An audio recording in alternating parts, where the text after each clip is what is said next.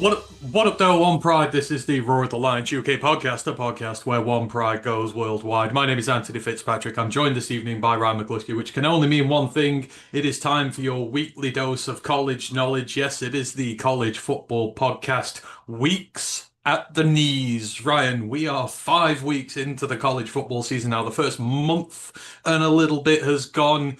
And, we had a little bit of a crime wave in town last week, but this week, this was the week that the fraud detection squad came into town. Many high-profile head coaches and their credentials of their fraudulent levels were put to the test. Some passed, some failed, and some just downright gave up. Yeah, it's hard to think. We're crazy. We're nearly halfway through the season already. We were waiting for months for it, and now here we are. Yeah, we're now firmly in the territory of a lot of guys, a lot of coaches are looking over their shoulders. A lot of them are fearing for their jobs right now. A lot of teams, players that we bigged up, me personally. More bad news today for my preseason predictions. I think I'm a fraud. My record as a pick watch would tell you so. Everyone's being exposed right now, myself included. You are not on your own. Yeah, as I say, it's crazy. We've been waiting for absolute months, and now the season feels like, yeah, we're like a week or two away from doing our half-season mock drafts. I've not even started looking at that yet because I thought it was so far off, and it is crazy. But yeah, today we have got a little bit of news to go through. Then we're going to do things a little different today. Obviously, we've been spending the last month now talking about the games and everything that's been going on, but we're obviously not able to put so much focus on the players. So we are going to take a look today at the statistical leaders in college football, in the FBS at least, anyhow, through the first 5 weeks to see some of the players who have gotten off to a really hot start to the season and shine some love in that direction. And of course, as always, we will recap the week 5 games as well, although just not as super in-depth this time, just to give us time to go through all the individual player stuff, and then we'll probably maybe do a different preview for this upcoming week 6. This week's slate is terrible. It is absolutely awful. This is the week we can all rest a little bit and yeah, catch up on things. But yeah, that is the schedule for today. Hope everybody is well. See, Mile Marker is in the building. He goes Golden Gophers. Fought and got the W over Rutgers at 31-28. That they did, and there are some Minnesota players in some of these stat leading categories in the book. And Brent DeWitt is in the building as well. He goes, yeah, I watched the whole second half of the Gophers game. Congrats, buddy. Yeah, your quarterback's looking legit as a redshirt freshman. We'll talk about that in a bit. And sorry if we are slightly distracted as well this evening. The game 2 of the Detroit Tigers playoffs is on BBC, so we can watch it over here. So that is on in the background. They're currently 1-1 in the 5th. But yeah, let's crack on with everything here. Let's get all the housekeeping out of the way. Roar the Lions UK Discord, if you want in, let us know. We will fire you across a link for that. The main podcast, we got to celebrate a win over the Cleveland Browns this week. So we did the breakdown review for that. And we will be back, of course, tomorrow with our Bengals preview. We get to play the worst team in the NFL right now. Well, potentially. But that's going to be fun there.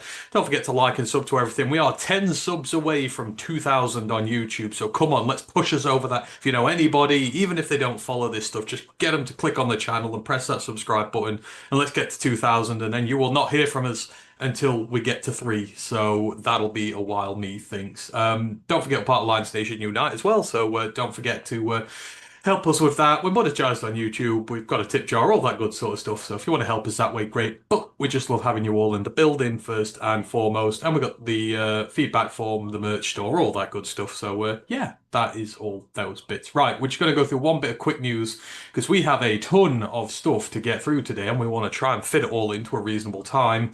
Ryan, for the 3rd week in a row, we're losing head coaches. I don't think we'd lost a single one at this point last season, but a lot of teams are deciding, yeah, we're going to take nothing early this season. And the latest head coaching casualty is one Sam Pittman, the Arkansas Razorbacks, have chosen to part ways with their fifth-year head coach, who, after a blistering start with this team, he pulled off a 9-4 season and it's just his second year. And this was a team that, when he took them over, they were completely in the doldrums. They were not good at all, but that momentum cooled off significantly, and he never really got them to a point where they were competing in the SEC.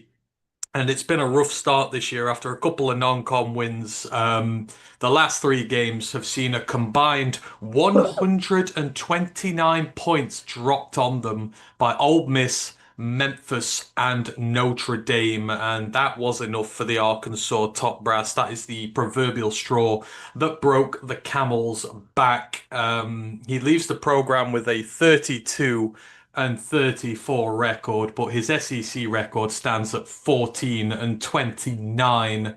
However, for him, since his overall record was above 500 since 2021, he got grace for the COVID year, which is understandable. He will be entitled to $9.8 million in his buyout. The buyout was higher if he had a plus 500 rating when he was fired, and he was. In terms of names floating around as his replacement, the interim head coach Bobby Petrino, though for those who know, you know, he's already head coached them before, and that ended slightly controversially, let's just say. But then two young and up-and-comers, SMU Mustangs head coach Rhett Lashley and Tulane head coach John Sumrall, heavily getting figured with this. But this is a shame, right, Sam Pittman? It was such a good start for him with this program. He breathed life into a program that was dead, and you just thought they were starting to turn a corner, but they never quite got to where they wanted to go. And in an SEC, they've never had a winning season in the SEC under him, and you just really can't do that in this day and age. No, that 9-4 season feels like fool's gold now. You look back at it.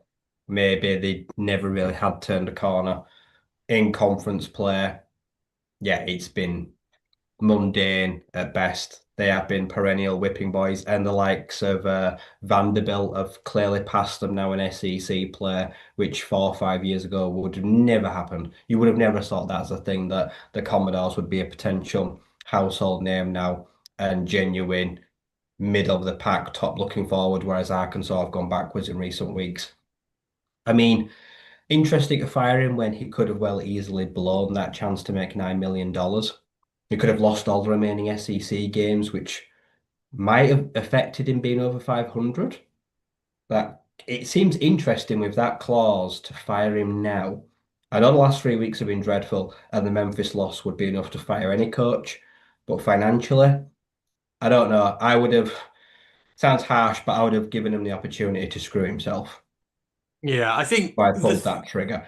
But head coaches, like I say, there's no way, like, I don't think, like, Summerall or Rhett Lashley should take this job. Arkansas, for me, is not bigger than SMU, not bigger than Tulane, and they do not offer him, they don't offer them more than they have right now. I think that'd be too, and they'd be crazy to take that job. Feels very yeah, middle of the road pedestrian right now. it does. I get you. I I get think it's it. ACC, but in this expanded playoff colleges, you're going to get less and less guys now going to these kind of schools because they don't need to. They don't. No. After the playoffs, it ain't ever running through Arkansas, but here's a good chance it's running through potentially through an SMU or a Tulane this year. Yeah, and I mean, they don't particularly compete NIL wise as well. They've always been kind of reticent to pay big deals out for NIL. So, of course, you're going to get left behind in this modern day and age. So, I don't know. You're either going to find someone who's on a downward trend looking to rebound quickly, Petrino, oh or, God, like where did they dig him up from? They yeah, well, obviously he's been the OC there, hasn't he? But you kind of figure, yeah, after last time, you can't, not after what he did. the end of You this can't go season, like back the to rest of this that. season is going to be, I'd say, fun to watch. It's not. Yeah, yeah. It's a running joke now amongst all SEC fans Be about him interesting and to his see what past happens there. with So, players now. Obviously, they've got 30 days to enter the portal. Who yes, knows? there's been a ton of decommits I've seen a lot of upcoming decommits. high school, out of their upcoming high school class. They've lost, I believe, about half of the commits already, and the news has only been out a couple of days. So, And if Taylor Green wants out, the out's yeah. there. But I mean, he's not playing that bad. Mhm. No, Where would it's you go mid-season? yeah. I mean, it's probably going to be a very rough outing for them now. They may not win another game, depending on what they do. So this head coach hire is very important for them. Like you said, teams This like year, Vandy extended doing well. lead now to the end of the season, and yeah, you got to get the higher right. And this is also a benefit of teams like Vandy doing really well. It kind of pushes the limit up for everyone else. Like now they're doing The well. bar has been Yeah, raised. exactly. When you've got such a low bar with teams like Vandy hanging around all the time, then it's a case of okay, we can be mid because there's always teams below us. When those teams are no longer there and you're bottom of the food chain, you're like, uh-oh, we're going to have to do something different. So Very hopefully, much Kentucky and Arkansas right now scrambling to yes, be the not worst team in the SEC. exactly. And you've got to figure that Kentucky, that, Stoops' reign is coming to an end at some point. It's got to, and especially if Arkansas are going to get the jump on head coaching hires now, it can't be long. So, anyhow, we will see with that. Grandizer's in the building. Hope you're well, Grandizer. Danny Mack has dropped in as well. He's watching the Tigers as well. Tesla did come from Arkansas, mile marker. Yeah, they've got a lot of receivers who have gone into other teams. I think we were talking about one the other week, Yeah. and yeah, one of the best receivers in the nation right now is a former Arkansas guy who never saw time there. So yeah, something weird going on in that room. Anywho, that's it for the major news this week, and we're going to start off this week, as I mentioned, instead of going on to the games. We're going to take a look at the players and how they're doing so far. So we're going to go through with some of the statistical leaders. Obviously passing yards, rushing yards, receiving yards, sacks, interceptions, passes defended, that sort of stuff to see who has started this season off on fire. So we'll start on the offensive side of things. And we'll start with passing yards. So the top passing yard leaders going, well, through 5 games this year. We'll focus on the top five of them all, but I will sort of read out the top 10. I'll do the first five first. Hang on, just let me get this up here. Let me check I've got the right list, which I have. Great. So, in terms of the top 10 passes in the nation so far, Steve Angeli of Syracuse is at 10. He will not be for much longer because he is out for the year. 1,317 yards for him. CJ Bailey of NC State at 9 with 1,323 passing yards. Taylor Green of Arkansas is at 8 with 1,398. 1 yard in front of him at 7 is Athan Kaliakmanis out of Rutgers with 1,399. And at 6 is Joey Aguiar of Tennessee at 1,459. Now, in terms of the top five, number 5, Ryan McCluskey, and a name maybe we shouldn't be surprised to see up here because he's gone to one of the biggest spread offenses in the entirety of college football, Maverick McIver of Western Kentucky, 1,474 passing yards this year and 11 touchdowns to his name as well. Approaching 9,500 career passing yards for him, but his touchdown to interception ratio is 11-2. Obviously, after that transfer to Abilene Christian, not a surprise to see Maverick in the stats leaders box here. No, it's a Western Kentucky thing. And if an offensive play call says you're going to get anywhere between 40 and 60 pass attempts a game, and you've got a good arm and you're strong in the pocket and happy to step up in the line of face of danger and deliver a strike, you're going to rack up tons of yardage there. Often playing trips, like say, spread offense, 5 receivers, a lot of empty backfields. Yeah, it's a glorified stat padding offense. And yeah, it came from offense kind of like that too anyway. So he fit it like a glove. So we knew full well he was going to do very well there. And whether Western Kentucky do well or not in the season, if they fall short, it probably won't be down to him. It'll just be down to pure being one-dimensional. But I'd be fully expecting to finish the season in the top 10. Oh yeah, I've got him as passing yards leader for the year, so he is up there. I'm glad to see him there at number 4. Caden Hauser of East Carolina, the former Michigan State transfer, he is at 1,509 passing yards on the season so far. He has not thrown below 250 yards in a game so far, although he is sporting a 7-4 touchdown to interception ratio. So they're going a little bit gung-ho there in East Carolina, but Hauser is creating a nice little niche for himself down there in East Carolina, right? Yeah, they've had an up and down start to the season. I believe they're sat on 3-2 after a good win last weekend. He was there last year and was pretty good, very serviceable starter. He's proved that they're very good moving the ball downfield. He's got a good front man, good wide receiver one in Anthony Smith that we highlighted in pre-season having a good year. Yeah.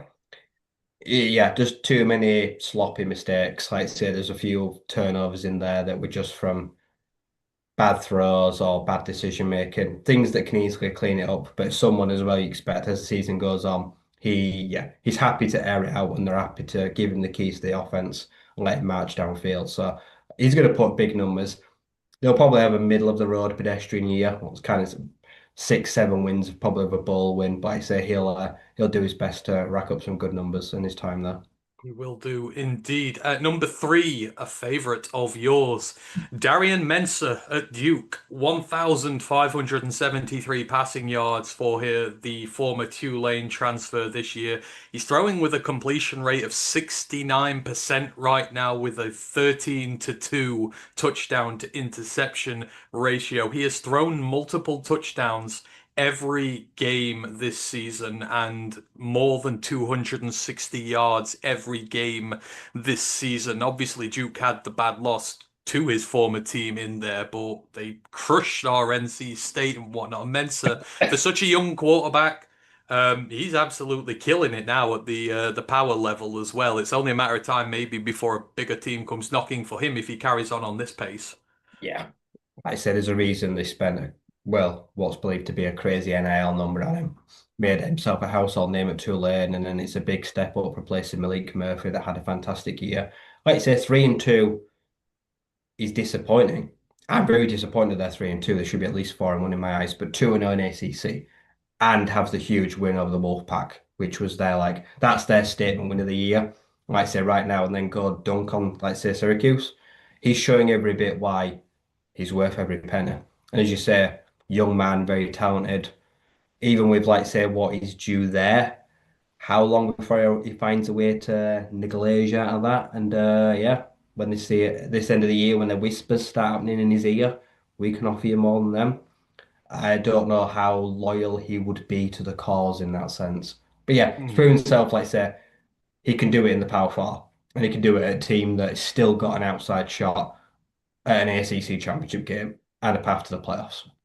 Yeah, absolutely. He does. So we'll see how they get on. Number two, Jaden Maeva at USC. Obviously, they're coming off a big loss this weekend, but for him personally, he's having a great year. 1,587 passing yards for the UNLV transfer. He's throwing at 70% this season with an 11-1 touchdown to interception ratio through his first pick this past weekend, and the loss wasn't really on him. But he went to that program from UNLV, and you thought, oh, he's going there against Miller Moss. He's going to sit there for a while. He's beaten Miller Moss out, taken that starting job, and they're 3 games into their Big Ten schedule now. He started the season incredibly well.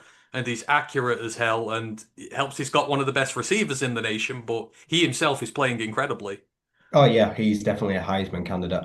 He's playing at a high level at a big program. Like I say, it does help that he's got a clearly already NFL caliber receiver, but he's guiding an offense right now, and he's resurrecting life into a program that Lincoln Riley did so well to strip all the fun and joy out of. Like I say, and Jane is doing a job of relaying that. And yeah, I think this is doing wonders for his draft stock. And maybe he's going to have he might well be at New York at the end of the year, potentially, if he keeps up at this rate. Yeah, indeed he is. And if he carries on the way he's doing, they're still going to be a force this year, despite the loss they have just had. And then at number one, I don't know if I'm surprised about. Maybe I am surprised, but the top passer in the nation so far in terms of yardage. Sawyer Robertson at Baylor, 1,713 passing yards for the former Miss State transfer. He is throwing at 63% on the year. He has a 17 to 3 touchdown to interception ratio, already at 17 touchdown passes for the year. And Baylor, I have been another one of those teams. They've been disappointing in our eyes about what they could do, but it's not down to their quarterback necessarily. He's done everything he can to help them win. This is one of them hard ones, like I say, because it feels like he's been put in positions where he's just got to air the ball out. Like I say, the defense is letting him down. He's good in these back and forth games a lot where they can't control the ball, and they're struggling to run it, which is kind of crazy when you think about the depth. Like I said, they really are struggling to get any more momentum. So he's just out there now constantly, just airing it out with people in his face. And he's got one of the best all-round calls right now receiving. He's got the best tight ends in country in Trig. Like I say, he's got a very dynamic pass offense. And he, like I say, the team right now as a whole is very disappointing. And Dave Aranda, right, is in trouble. But Sawyer is not the problem right now. He's doing No. everything he can. He's leaving it out there. Like I say, it's one of those where he's going to have an absolutely stellar year. I just fear he's going to have nothing to show for it. And He's that's kind of sad to think. he's going to be an intriguing draft prospect as well, because I think there's next level potential with him. Whether he just gets to see it or not, with depending on how the team does, is interesting. But yeah, those are your top Can't five. believe the person I picked to lead the nation in passing isn't even in the top 10. Who did you have? Josh Hoover. Josh Hoover. Where is Josh Hoover? He is 15th That's currently. crazy. Because, like I say, where was he last year? Didn't he finish? He was near the top. Yeah, he was in the top four, wasn't he, when he finished the year, something like that. Yeah, he's 15th. He's behind Jalen Kittner at UAB. That's that's absolutely crazy. But yeah, there's some great ones in there. But in terms, yeah, your top five QBs this year, five is Maverick McIver, four Caton Hauser, three Darian Mensah, two Jaden Maeva, and one Sawyer Robertson. Moving straight into the running backs, and I'm really happy with this one because my two running backs to watch this season in my preseason team are both on this list, although they are at number 5 and 4, respectively. At number 5, we've got Cam Edwards out of Yukon, another Husky. Yes, I love to talk about Huskies. He's 5'11", 200 pounds. He is at 543 yards on the ground this season at 6.2 yards per carry with 6 touchdowns and hasn't fumbled yet. He is about to break the 2,000-yard barrier as a Husky. He is now in their top 10 all-time rushers, and he's not done yet. UConn have been a weird one this year. Lost to Delaware. Um, it's not been the season they wanted, but it's not for lack of their playmakers and their offense. It's been very good. And, Cam Edwards, another, probably going to come up to the NFL out of UConn. And they continue to churn guys out, even if the results don't quite go with it. Yeah, he's one of those players that he's playing incredibly well. UConn are one of those teams that very scrappy. They're really difficult to play against. They seem like every year where we call their name in upset watch at least a handful of times a year. They're definitely getting better every year. They're producing some top level talent right now, and it's good to see them having guys that are, like I say, paving the way in the nation in some of their categories. It's a testament to how far a corner they've turned in recent years. He is absolutely. He's known as the Christian Haynes of the running back room, which is why I love him there. At number 4 as well, my other guy, Hollywood Smothers from NC State, 5'11", 195 pounds. I believe he's the most talented running back in the ACC, and I have not been proven wrong thus far. He is at 570 yards, going at 5.9 yards per carry. He's got 4 touchdowns and has not fumbled the ball this season as of yet. He's got 3 games of 120 plus yards, all coming against Power 4 opposition. And I know you've watched a bit of him this year. There's no hyperbole to say this guy is an absolute game changer. His change of direction, the speed he possesses, the IQ he has, like he is an NFL running back in the waiting. And although we've fallen off a cliff the last couple of weeks, Hollywood has come to the party. He's going to have a massive year for us. Yeah, he's a joy to watch. He's got tremendous balance. He's very well built. He's compact. He's got explosiveness. His all-round game right now is top level. He's just still a very young man. He's got a lot to learn. Tons of potential there to be one of the best run players in all of country. And he started the season incredibly well. The Wolfpack, like I say, despite recent hiccups, have started the season incredibly well. And they look like they've got one of the best QB and running back pairings in the duo in the nation right now. They do indeed. Breaking into the top three. At number three, we got Cam Cook of Jacksonville State. He's 5'11", 200 pounds. He is a former TCU transfer in his second season with the Gamecocks. He is at 614 yards, going at 5.6 yards per carry with 5 touchdowns this season, although he has fumbled twice. He has not rushed below 75 yards all season. He has 41 missed tackles forced this year, which is second in the nation. He has 23 runs of 10 yards plus, which is number one in the nation. Maybe not surprising to see a Gamecock on here, although even though Rich Rodriguez isn't there, it's their bread and butter. And he was a good rotational player at TCU, quite clearly above this level, and he's having himself a huge year with Jacksonville State.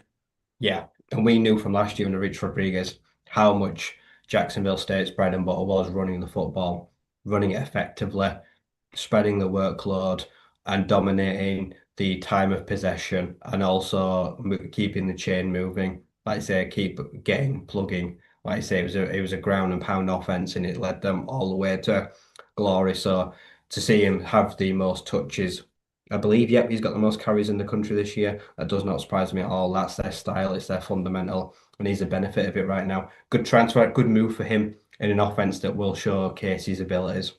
Yeah, absolutely, it will. And then the top two, we've got two very special gentlemen here. Robert Henry of UTSA at number two. He is 5'9", 205 pounds. He's in his third year with the Roadrunners. He is at 626 yards on the season at 9.1 yards per carry with 7 touchdowns and 0 fumbles.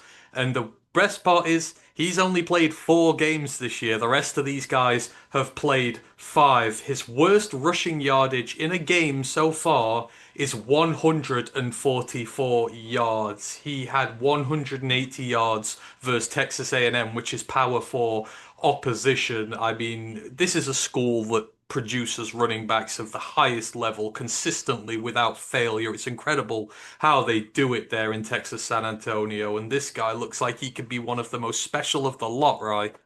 Probably the most impressive of the whole group because the fact is he's taken at least 35 to 45 less carries than everyone else you've named. Like you say, his average is miles bigger, and he's also got the longest rush out of all of them at 76 yards. He's the best running back in the country right now. If you want to look at the efficiency of the metrics of how well he's doing to how few touches he gets, that probably would put him number one. If you look how important he is to the team he's on right now. So yeah, like I say, it just feels like a program that is just built to finding these guys that rush the ball incredibly well. And like I say, he's going to lead them all the way potentially to a very prosperous season this year. Absolutely, he is. Robert Henry is primed for big things. And at number one, I'll let you guess this because you can probably guess because you have been all over him like a rash ever since he debuted Yeah. in college football. Who do you reckon's at number one? Is it a former Warhawk? It is a former Warhawk, yes, Ahmed Hardy of Another, he's a Heisman. He Missouri. is definitely a Heisman candidate. Yes, Ahmed Hardy of Missouri, 5'10", 206 pounds. The former, as Rai said, Warhawk transfer. He is at 730 yards at 7 yards per carry this season. He's got 9 touchdowns. He has fumbled the ball just once. He leads the nation in missed tackles forced with 46. He leads the nation in yards after contact with 551. That is 130 more than the next running back. He is second in 10 plus yard runs this season, behind only Cam Cook. He is 5 games into year two of his collegiate career, and he has already broken the 2,000 yard barrier. He's at nearly 2,100 just as a rusher. This guy is not just special. He could rewrite all sorts of records if he decides to stay for a fourth year in college. But I think he's at this rate, he's going to be three and done. He's going to be in the NFL, and he's going to be a high level first round pick the way he's going. Yeah, marriage made in heaven. A team losing its best quarterback, best player, and he saw an opportunity behind an SEC offensive line. He was already one of the most dynamic backs in the country, and they needed a run game to take pressure off their transfer quarterback. So they went and got the best guy in the country for it. And so far, it's worked amazingly well. As you say, he's on course right now to probably forego the fourth year. Won't need it. Won't want to risk the extra mileage, the extra miles on the clock on his body. He will be an NFL running back, and it's just a case of potentially how high he'll go. And like I say, this year, how far will he run? How many yards can he get this year? Can he get to that 1,500, 1,600? Can he get to those upper echelons that most guys only dream of? He's on course for about He's on pace for 1,700 it. the way he's on course for about 1,700 the way he's going. And if they get a playoff spot, then buyer beware with him. He could go up towards the 2,000 mark the way he's going. But yes, leading pretty much every statistical category character this year. In terms of guys hanging just outside the top five, Justice Haynes is at 6. And interesting, there's an Arizona State running back in here, but it's not the one we thought it'd be. Raleek Brown is there at number 9, the junior. He's over 500 And yards he's on doing the the year year before Trojan. already. Is that where they got him from? Troy? Yeah, Doesn't surprise me. USC, Oh, USC. former USC player. Yeah, he's doing very good right now. Like I say, he's taking over. I believe he's like fourth or fifth in the nation in forced missed tackles. He's very much, yeah, and he leads the whole Big 12 as well. Right now, he's the best rusher in the whole conference. So Sean Aguayo, he does it again. One of the Yeah. best running back and offensive coaches in the country. He just keeps producing top level running back play year in, year out. Like I said, that's why he's one of the best play calls and offense, one of the best assistant coaches in all of Has, football, and he's has he destined for great things. has he is it the Broyles Award for assistant coaches? I Is it the believe he Broyles? won Has that. he won a Broyles I yet? think he won last year. Oh, he did. Oh, there I you go believe he then. won. There you go. So yeah, those are your 5 running backs at the top of the pile at the minute. Cam Edwards, Hollywood Smothers, Cam Cook, Robert Henry, Ahmad Hardy. Right, going on to the pass catchers and just going through 10 through 5. At 10, we've got Emmanuel Henderson Jr. out of Kansas. He's got 435 yards on the year. This is not a typo, and I'm going to tell you this, and you're going to Wait, listen don't to look at the me. average. At I will have a look at the average in a minute. I've got the averages for the top 5, not for these. But at number 9, we have Cade Harris of Air Force. Yes, there is a services wide receiver in the top 10 in receiving yards in the nation. He's got 439 receiving yards and 2 touchdowns on the season. You will never see that again. At number 8 is Devin. 16 catches, 27.4 yards per catch. Yeah, it's That's ridiculous. about half of what everyone else around him has got. At number 8, you've got Devin Voisin from South Alabama. At 7, you've got Mario Craver of I love Texas Kramer. A&M. He's like one of the best sophomores in the whole country. He is, and he's leading a category. I'll get there in a minute. And number 6 is Chase Hendricks of Ohio. He's got 481 yards and 4 touchdowns. But getting to the top 5, and we're going to go straight back to Arizona State because at number 5 is Jordan Tyson, 39 receptions, 483 yards and 7 touchdowns for the 6'2", 200-pound outside receiver. He has just 1 drop on the year from those 39 targets as well. Since the start of 2024, he has 1,500 receiving yards and 17 touchdowns. He's already racked up 3 100-plus yard games this year, including at the weekend just gone to help dispatch with TCU. He's going top 10 next year. Yeah, In wide every receiver mock, 1 in this he's wide draft. receiver 1 in every mock. Yeah, he is.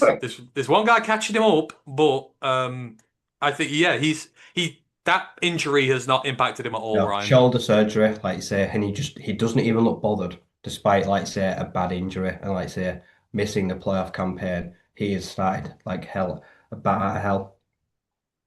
Yeah, absolutely, he has.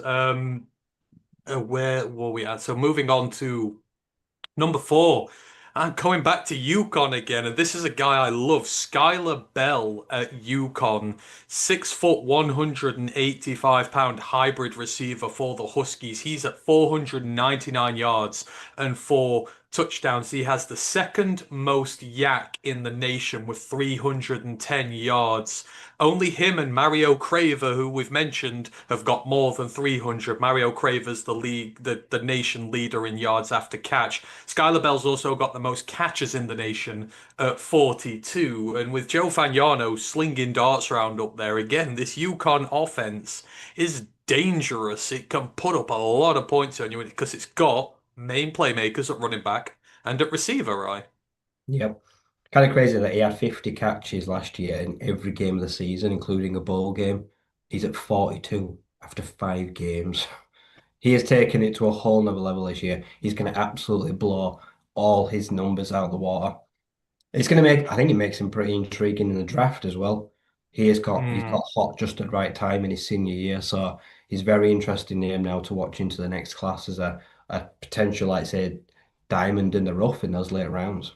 He's a real intriguing character. I think I did a little thing on him before the start of the season, but he's a real intriguing character as well. I think he's got some NFL upside to him, so hopefully he carries on because he'll have more than 1,000 yards this year and he'll give himself a shot in the draft. Speaking of people who will give them shots in the draft, San Jose State lost their star receiver last year, Nick Nick Nash. Nash, and he went to the draft, but in his place, they went to Sacramento State for a short 5'9", 174-pound slot receiver by the name of Danny Scudero, and he is at number 3 nationally this year with 514 yards and 3 touchdowns, and he has also just played 4 games this year. He has 3 games of 130 plus receiving yards, and in the game they played against Texas, he had 7 catches against the Longhorns defense, which went for about 70 yards. I don't know what's in the water down there in San Jose, but obviously we know Sac State has been a really good offensive team in recent years, but Scudero lighting it up down there in the Mountain West. Yeah, it seems like San Jose State have got a well-drilled offense that is able to make the most of receivers. Like I say, Nick Nash had the historic season. Like I say, it propelled him all the way to NFL caliber player. And it's another guy that comes in. It just seems like an offense that makes it really easy. Like I say, they've got a quarterback and a system that is good at finding the ball, getting the ball in the hands, and then they're able to, like I say, make lots of plays after that. So they're always looking for players.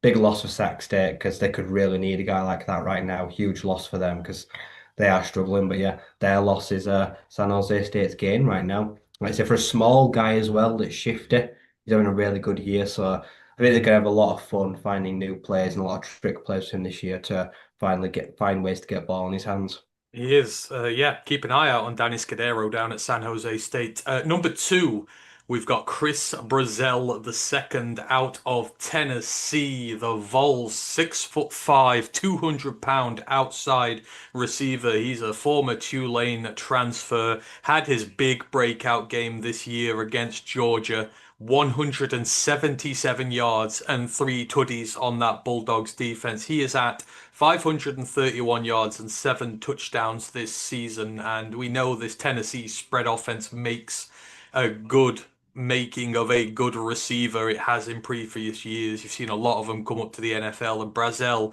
with that size, that frame, that dominant performance against one of the best teams in the nation, he's having his big breakout year here, and the sky is the limit for him. Yeah, he's the only other receiver in the nation with 7, like Tyson touchdowns. This guy's a beast. Look at him, he's a bully. 6'5". He's so good in the red zone. Plays it like he's on an NBA court. He knows how to use his body. He knows leverage. He's physical at the point of attack. Like I said, 6'5", nice long arms, big range. He's got all the physical tools.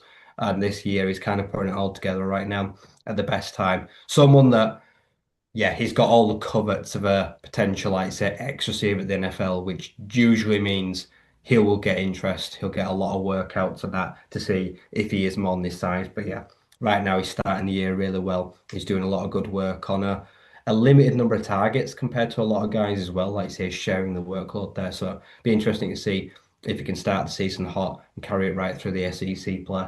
Big year for Tennessee. Abs They need him to keep this consistency all year if they're going to do anything this time around.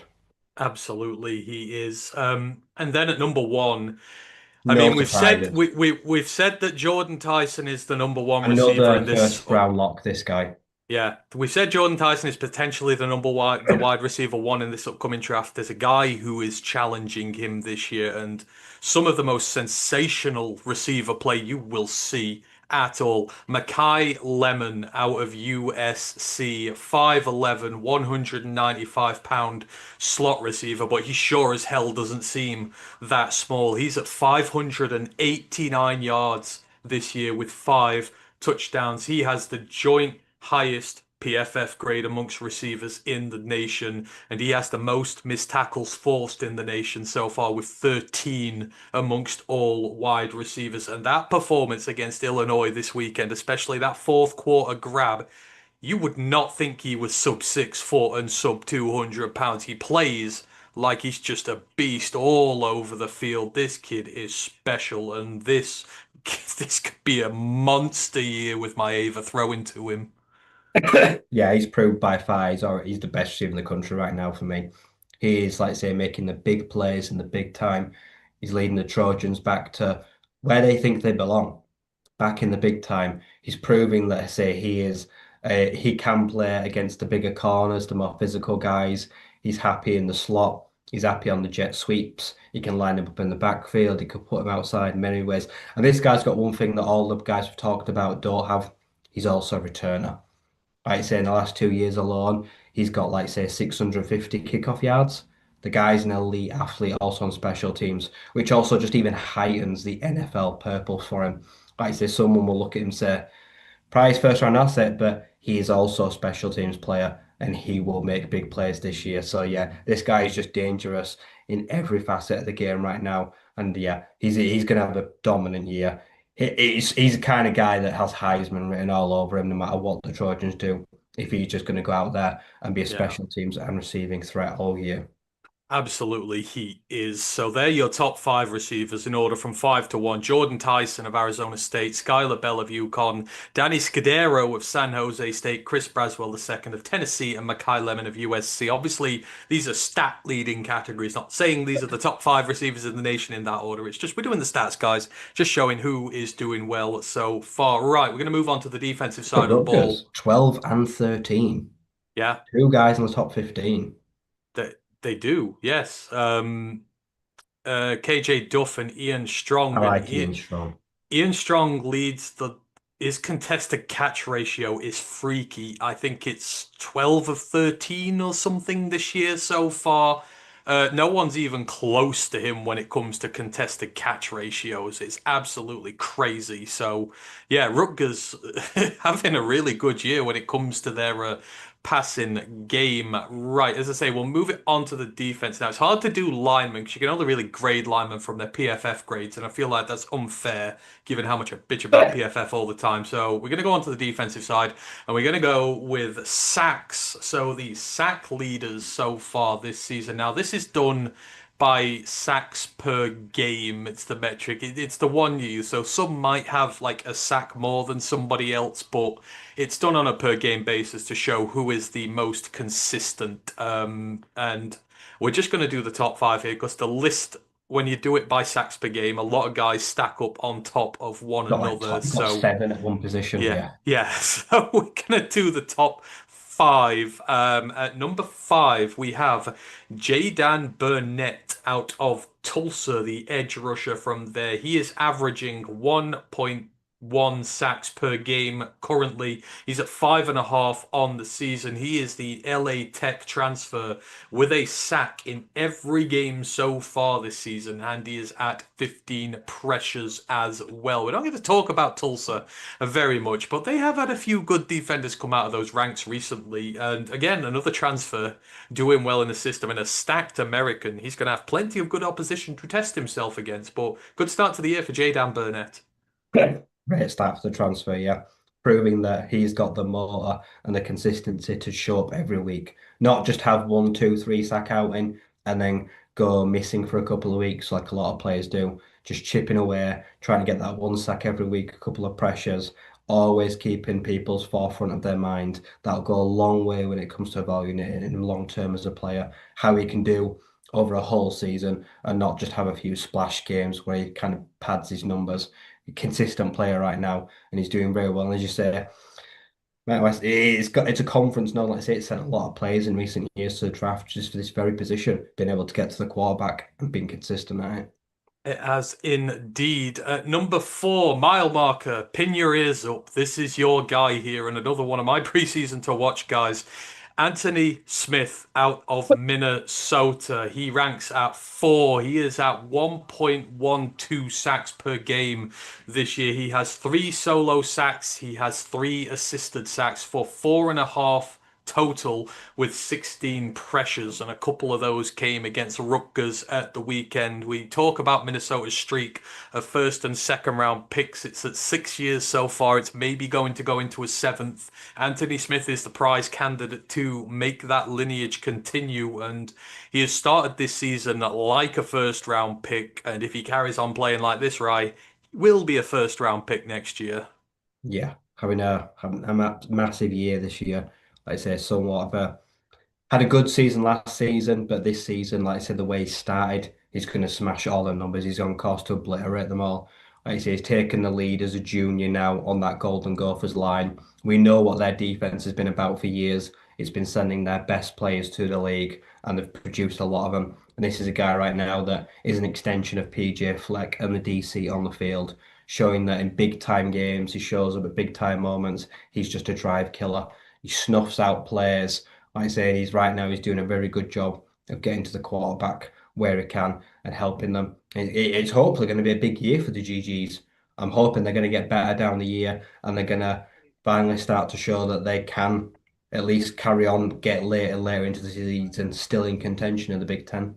And he's got his biggest test of the season this weekend. They're going to be playing the national champions. So how does he do there? A few more sacks and a good performance in that game, and the entire nation is going to be on to his undeniable talent. At number 3, we've got Nathan Voorhees out of Ball State. He is also at 1.12 sacks per game, but he's got more solo tackles. So he's got 4 solo sacks on the year and 1 assisted sack for 4.5 total. He has got 14 pressures on the season. He is a transfer out of Bryant, so he's come from the FCS down to the group of 5, but he has registered sacks this year against Purdue and Auburn, which is 2 lots of power opposition playing there against Ball State. I mean, again, a team we don't talk about very often, right, Ball State, but they found themselves a stud out of the FCS. Nathan Voorhees started the season with a bang. Yeah. It's the ever-growing trend of, like, say, these small school FCS guys that are able to then find their way to these smaller schools and then find their way to get on the field and just start coming up and causing havoc, proving they can mix it with the big boys up in the D1 classes and the Power 5. So they've found themselves a potential star here. Like I say, he'll hopefully will show them loyalty in that sense, stick around, and he could rack up some real numbers in his time there. Like I say, senior right now, making the move up at the last chance possible. And like I say, hopefully he's able to create and split splash here, which will create a little bit of stock and a little bit of buzz around him later in the year as well, and hopefully get him some of them kind of camp invites that he'll be looking for. And hopefully a senior ball, kind of guy that you want to see at the senior ball, just to see what he's all about after a good year.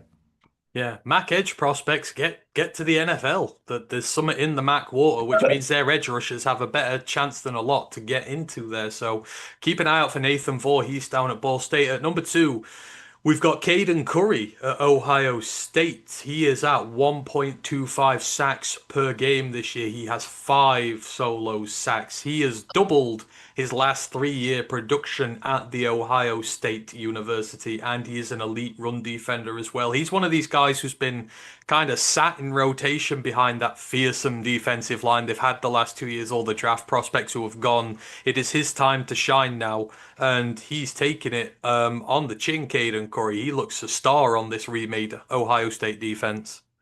Yeah. Had the biggest defensive performance probably the weekend this weekend. Like I say, in a big potential, I had it as a trap game.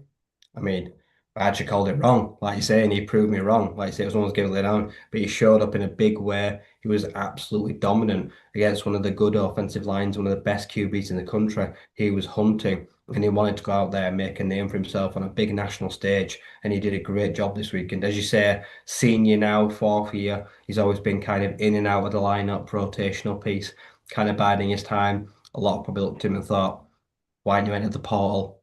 Like I say, why have you not gone to find more regular playing time elsewhere? Maybe he should have done, but now he's proven that, like I say, when it really matters, that he can show up in big games, and hopefully he wants to defend the title. That's why he's still there. He wants to be able to keep that crown, and hopefully he's going to prove that this weekend wasn't just a flash in the pan. He can do that consistently now going forward and be a threat where he's following the footsteps of so many guys before him, like JT Tuimoloau and Jack Sawyer. Absolutely. You stay there, you show loyalty to the program, and, you get your just rewards, and he seems to be doing just that. And then number one in the nation, maybe not a surprise that a Ute is leading the sack counter. We've had a few of those over the years, but Jack or Jack.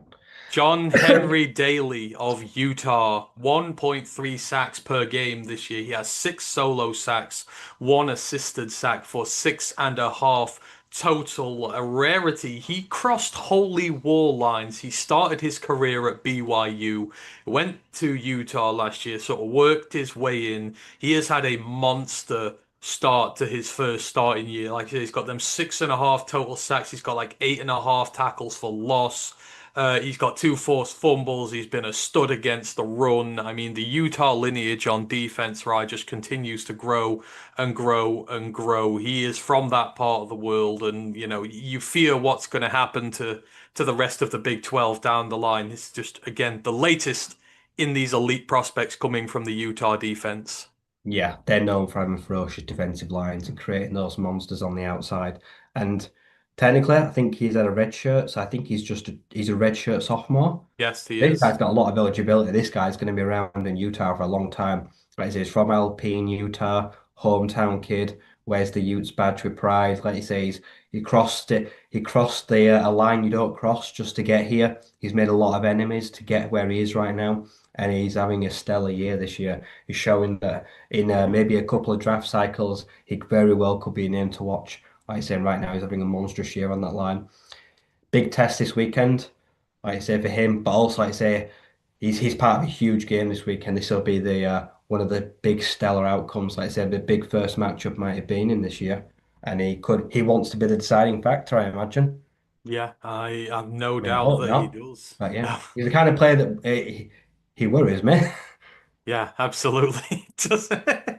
But yeah, those are your top five in terms of sacks per game this year. You've got Jadan Burnett at Tulsa at 5, Anthony Smith of Minnesota at 4, Nathan Voorhees of Ball State at 3, Caden Curry of Ohio State at 2, and John Henry Daly of Utah at 1. Moving on into TFLs on the X, obviously, again, just as important sometimes as the sacks are your TFLs. And at number 5, we're going to go to a defensive line factory in the weirdest of places where you would not think they come from. We've got Udoka Ezeani out of UTEP, and the UTEP miners have something in the water down there which just elevates their defensive lineman to a new level. So he is their bandit this year. He's the replacement for Maurice Westmoreland, who went to Tulane, the big Tulane transfer this year. And of course, they had the big transfer go out to Oklahoma State as well, Kyron Duhon. Well, this is the guy who's replaced Westmoreland. He is at 1.7 tackles for loss per game. He has 8.5 total so far. He is a JUCO transfer. He redshirted last year at Boise State, saw no action there, but primarily he played at JUCO level before that. He's got 4 sacks and 2 forced fumbles to go with these 8.5 tackles for loss as well. I primed UTEP to win the CUSA this year potentially. I mean, I don't know what's in the water down there in El Paso, right? But their ability to create these absolutely devastating men off the edge, especially at that bandit position, which is hard to get guys who can perform that role really well. We're seeing the next guy here in that lineage, and you would not be shocked if he made some draft noise going forward as well because of how high level these guys are.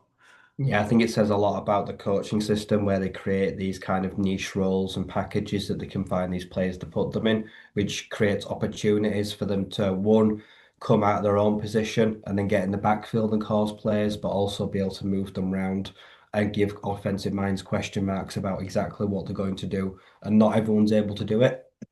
It means learning a lot of plays.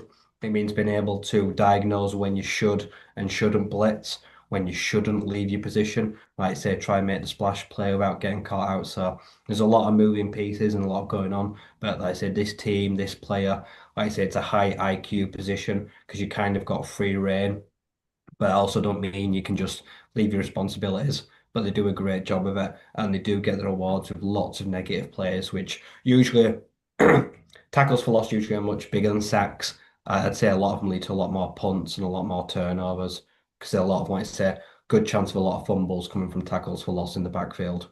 Yep, absolutely they do. So you got Udoka Ezeani down there at UTEP, certainly a name to keep a very close eye on. Numbers 4 to 2 are all level at this point. So we've got 3 guys who, after 4 games, all have 7 tackles for a loss. They're averaging 1.75 tackles per loss per game. We've got Rasheem Biles out of Pittsburgh. We've got Dylan LaBarbera from Nevada. And we've got Isaac Hubert out of Air Force. Starting with Biles, I mean, we talk non-stop, completely non-stop about the Pittsburgh front seven and how they play well. Rasheem Biles, the latest, he's in that room with one of the best star linebackers in the nation. He is the other linebacker who goes there. But I mean, it's crazy. His run defensive grade this year is 91. He's got 2 sacks, 2 quarterback hits, 3 other hurries. He's got 7 tackles for a loss. He's got a forced fumble. He's got an interception, a pass breakup. His tackling, his missed tackle rate is down at 7%. He's already got nearly 50 tackles on the season. Again, talking about in the water, Pittsburgh are one of the finest teams in the country at creating these top 7 guys, and Rasheem Biles is the next in a line, and he's young. He is a redshirt sophomore this year, so another second year guy who's just playing unreal. Yeah, Pittsburgh in recent years have kind of they've made themselves known for the defensive linemen. A lot of their linebacker play as well. A lot of them he's getting these smaller guys, some of these lighter guys that are able to penetrate and get in the backfield and make these splash plays. He seems like another one that's just come through the pipeline that they set them up well, they put them in positions, and then they just got to go out there and execute. So redshirt sophomore, it's a marriage made in heaven for this guy, and he's going to hopefully go on to have a nice, successful career, which will then put him, I mean, in a position to hopefully then get some recognition in future draft cycles. Oh, Tigers just left men on the corners in the 7th and got struck out, paying for them. Dylan LaBarbera, he's the edge from Nevada, 6'1", 248 pounds. He is a redshirt sophomore there currently, already destroyed his totals from last year. He took 189 snaps, had 5 pressures last year. That was it. He's got 217 snaps this year. He's got 25 pressures, 4 sacks, 5 hits, 7 tackles for loss, 16 quarterback hurries, another 26 tackles with just 2 missed at a 7% rating there for him. Um, Again, Nevada, they just sneakily get these good guys every now and then and they create a little bit, but they appear to have a star young edge rusher on their hands, which means he's going to be in the Power Five next year. Yep. Another one that is potentially young, has got a bright future ahead of him. He's having a great season right now. He's going to be looking to build on that going forward, put the team in a position to help them.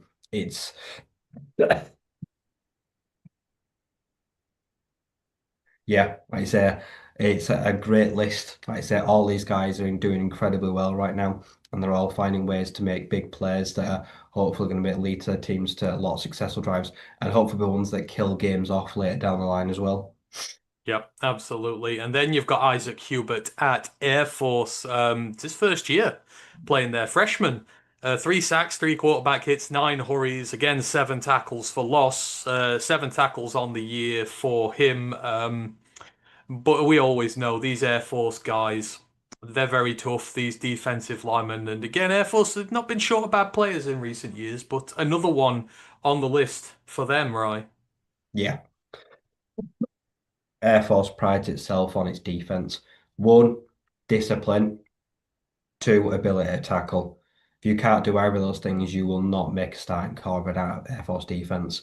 And their penetration, they managed to get on the line and from the middle is something that is their spine, their core of their team right now. They've got to get guys that can line up, like I say, and can get off the snap and knife into the backfield and they make these big plays and help offense, help out, give special teams, get the ball back for them. So they know their job. They're very disciplined when they do it. And this guy's doing a great job. Like I say, is potentially the next in line of future talent. He's just following in the footsteps of lots of guys that have done this before him. It has indeed. And then number one in the nation, the only player in the country averaging two tackles for loss per game so far. He's back again, right? Caden Curry at Ohio State to go along with all those sacks he's got. He's got eight tackles for loss on the season as well. And like I said, it's not just sacks that matter. It's getting in the backfield in the run game as well. He's doing it in both aspects of the game.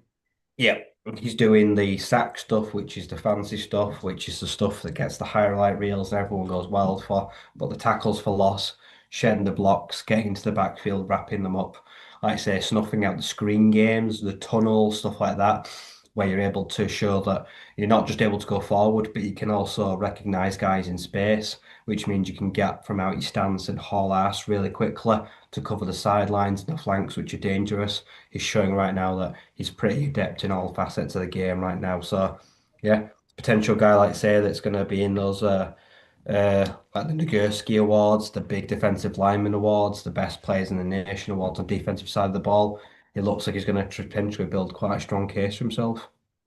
Yeah, mile markers like the Gophers better get ready. Yes, you better. Caden Curry is on an absolute tear this year, and you're going to have to be careful with him. So that's top five in terms of tackles for loss in the nation. You've got Udoka Ezeani at UTEP at five. You've got Rasheem Biles of Pittsburgh, Dylan LaBarbera of Nevada, and Isaac Hubert of Air Force, joint second to fourth. And then you've got Caden Curry of Ohio State at one. Moving into the DB rooms first. I'll do the linebackers in a minute, and we're going with interceptions on the season so far. So this is technically going to be a top 12 because again, a Yeah, this lot is of kind of hard, isn't guys. it? Because you'll have like Yeah, 20 we players on two, 100 yeah. players on one. Yes, we're gonna just do the guys who have got three or more on this season so far. We have 10 guys on three or more, and we've got two who are both on four. So the guys in the three category. So we have Javion White, the DB from Tulane, Boogie Trotter, the cornerback from Marshall. We've got Bryce Pollock, the cornerback out of Texas Tech. We've got Elijah Green, the cornerback out of Tulsa, Jakari Foster, the DB out of Louisiana Tech, and Bishop Fitzgerald. We mentioned him in the preseason of USC. Their safety, he has three. We got Amari Farrell of Indiana with three, Jackson Benny of Utah, and Noah Avinga of Utah State. Some noticeable names in there. Bishop Fitzgerald is the NC State transfer from last year. He had a wonderful year with the Wolfpack last year. He carries on, but yeah, again, some noticeable teams there. We've got another Utah DB in there. Texas Tech, Bryce Pollock was one of their big acquisitions. Yeah, some names we expected to be there. Yeah, some big names. Like I said, Javian White is probably one of the best defenders in the country right now. True sophomore as well. Last year, he like I say he had an interception, a forced fumble, but like you say, he started like I say as a true freshman, rotating in. Like I say, and they've lost some guys. Guys have gone pro, departed, and now the true sophomore is holding his own for the Green Wave right now. And at 183 meters, what's that? 6.5 feet, 6'1". Like I say Yeah. 81 kilos. The guy's built already, and the guy's already showing, like I say, a natural flair for the position. And like I say, the NFL scouts, they get on these kids early. I imagine some are already looking at JV and White as potentially a future NFL cornerback, and he's showing a lot of potential right now. So yeah, he's definitely one of the best young defenders in the country, and he's showing it. He is indeed. And then we've got two players on top with 4 sacks on the season. And is it any surprise that there is a California Golden Bear in this lineup? No, not after last year. Hezekiah Massas, the former 3-year Florida international player and a corner who is moving way up my draft board stock lists at the moment. In 3 years at FIU, he was absolutely tremendous. He had just 2 interceptions and he had 10 PBUs through 5 games with Cal this year. He has 4 interceptions and 6 pass breakups. He has interceptions in 4 separate games. He has multiple PBUs in 3 games. The NFL QB rating against him this year so far is 24.3. It is crazy. He's got 22 tackles, 7 run stops. He has given up 12 receptions on 29 targets, which is 41.4%. He's given up a few penalties. He's had 4 on the year. But outside of that, right, again, Ezekiel Masters was one of the most talented DBs knocking around in the group of 5 last year, even if the numbers didn't reflect it. And at Cal, a system which puts its DBs into place, he is showing his true potential now and has NFL draft prospect written all over him with his 6'1", 185-pound frame. Yeah, following in the footsteps of last year's interception leader, I believe was Noel Williams. Yeah, he had Yep. 9. He had 9 on the year. Like I say, Ezekiel Massey's 5 games in. He's already nearly halfway to that, and he's going to challenge that number this year. And as you say, 6'1", 210, like I say, 185, 190 pounds. He's got frame to put on 10, 15, 20 pounds. He's already working, like I say, in his senior year. He's thinking about the next level. He's already thinking about going pro, the pro days, the combine. Like I say, what they're going to ask him, what they're going to do. So right now he's going out in style. And like I say, if the Cal Golden Bears can build a somewhat of a reputation of getting guys at least NFL ready later in their college career, then it's a good pit stop for him.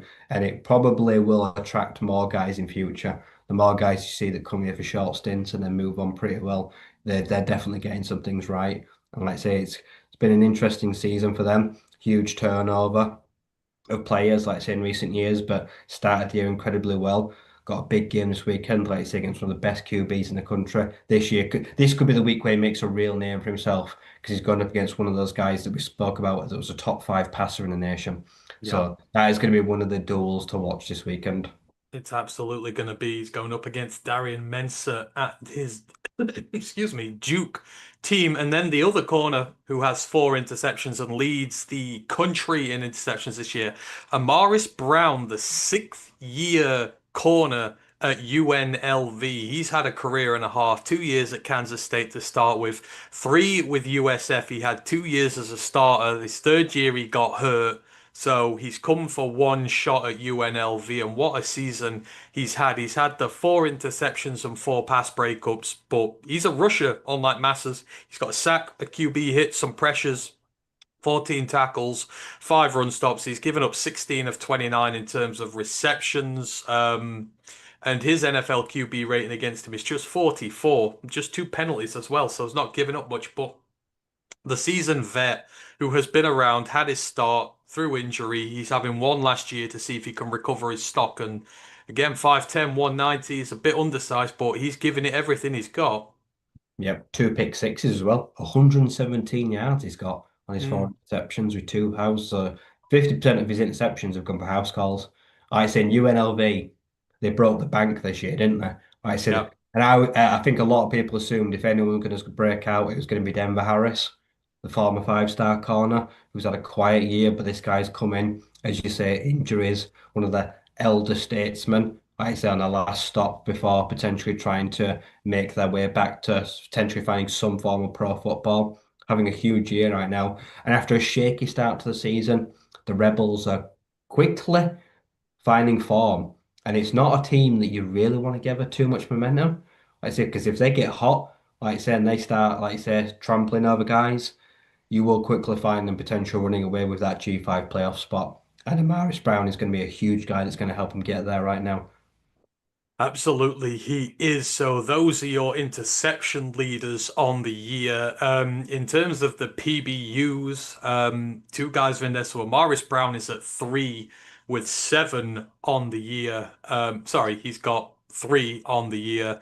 Hezekiah Massas is number one in the country. He's got seven PBUs, as mentioned already. So together, he's got 2.2 passes defended per game, because technically interceptions count as that as well. The other three guys in there, you've got Jamal Shelby Jr. out of Louisiana Tech. That's been a DB factory recently. I think Michael Richard a year or so ago. He's got eight pass breakups on the year, although he's got no interceptions. The same with Caleb Offord, the cornerback out of Kennesaw State. He's got eight PBUs but no interceptions. And then at number two, we've got Lamondre Joe out of Colorado State. He has also got eight PBUs, but no interceptions on the year. So they're your passes defended leaders. And then we'll finish it off with total tackles, because who doesn't love someone who can tackle an awful lot? And starting with probably again not surprising, because I think they had the tackle leader last year.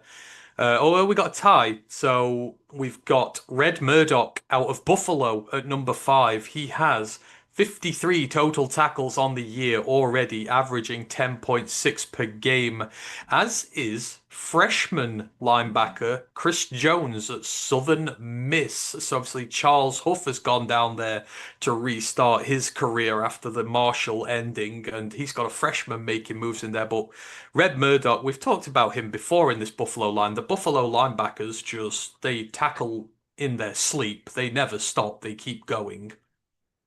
Yeah, like I say, he's doing incredible. Very impressive young man as well. Like I say, coming in, like I say, early in his career. Southern Miss is a school that's kind of like it finds good players, but it struggles to keep hold of them. Like I say, because that's the only years have struggled in recent years. But they found a guy right now that is capable of proving that he's able to get into passing lanes. He's able to hang with some of the guys over the middle. He's good at picking up running backs out the back and field. He can drop into coverage, like say, for tight ends and those crossing routes and dropping, like say, showing discipline and good hand-eye coordination, good footwork, good hips, all key traits that people look for when they decide who is able to make it future in the next level. Those kind of things show how well your discipline is. Like I say, especially eyes in the backfield. Like I say, doing your job, not getting distracted, and being good and being able to help out and do the dirty work as it was, not always getting, like I say, dropping. So yeah, a lot of good traits shown there. He's having a very good season for a young man. Exactly, he is indeed. At number four, we've got Ray Coney out of Tulsa, the East Tennessee State transfer. So he's come up from the FCS. His first year with the Golden Wave. We've got another Golden Hurricane, sorry, in these statistical leaders. He is grading at 83 on the year on defense. He's got an 85 run defense grade, an 85 tackle grade, an 85 pressure grade. From his linebacker spot, he had half a dozen sacks last year for East Tennessee State. He's at 12 pressures this year, which is a career high. He's got a sack, two QB hits, and nine hurries. He's got a batted pass, two forced fumbles. He's got a PBU, but it's his tackles. He's up at 56 on the year so far, going at 11.2 yards per game. And another example of a FCS, an impressive one. He had 2 years as a starter there, coming up and taking to life in the group of five pretty easy. Yeah. I'm pretty convinced these days the gap between the group of five and the FCS is probably as small as it's ever been because you see so many teams now make the transition and like I say they find their footing pretty quickly. I think the same goes for players. A lot of them can have success at the FCS level. They can then enter the portal as like say young guys or grad students and very easily find themselves in the G5 and then also go on to carry on that success in schemes. And this is another one, another produce of that, another guy that gambles on himself, believes that he can do it at next level, and the team gets the reward. So long may it continue in that sense. He's having a great year. Yep, I like to say, abs I really do enjoy watching the G5.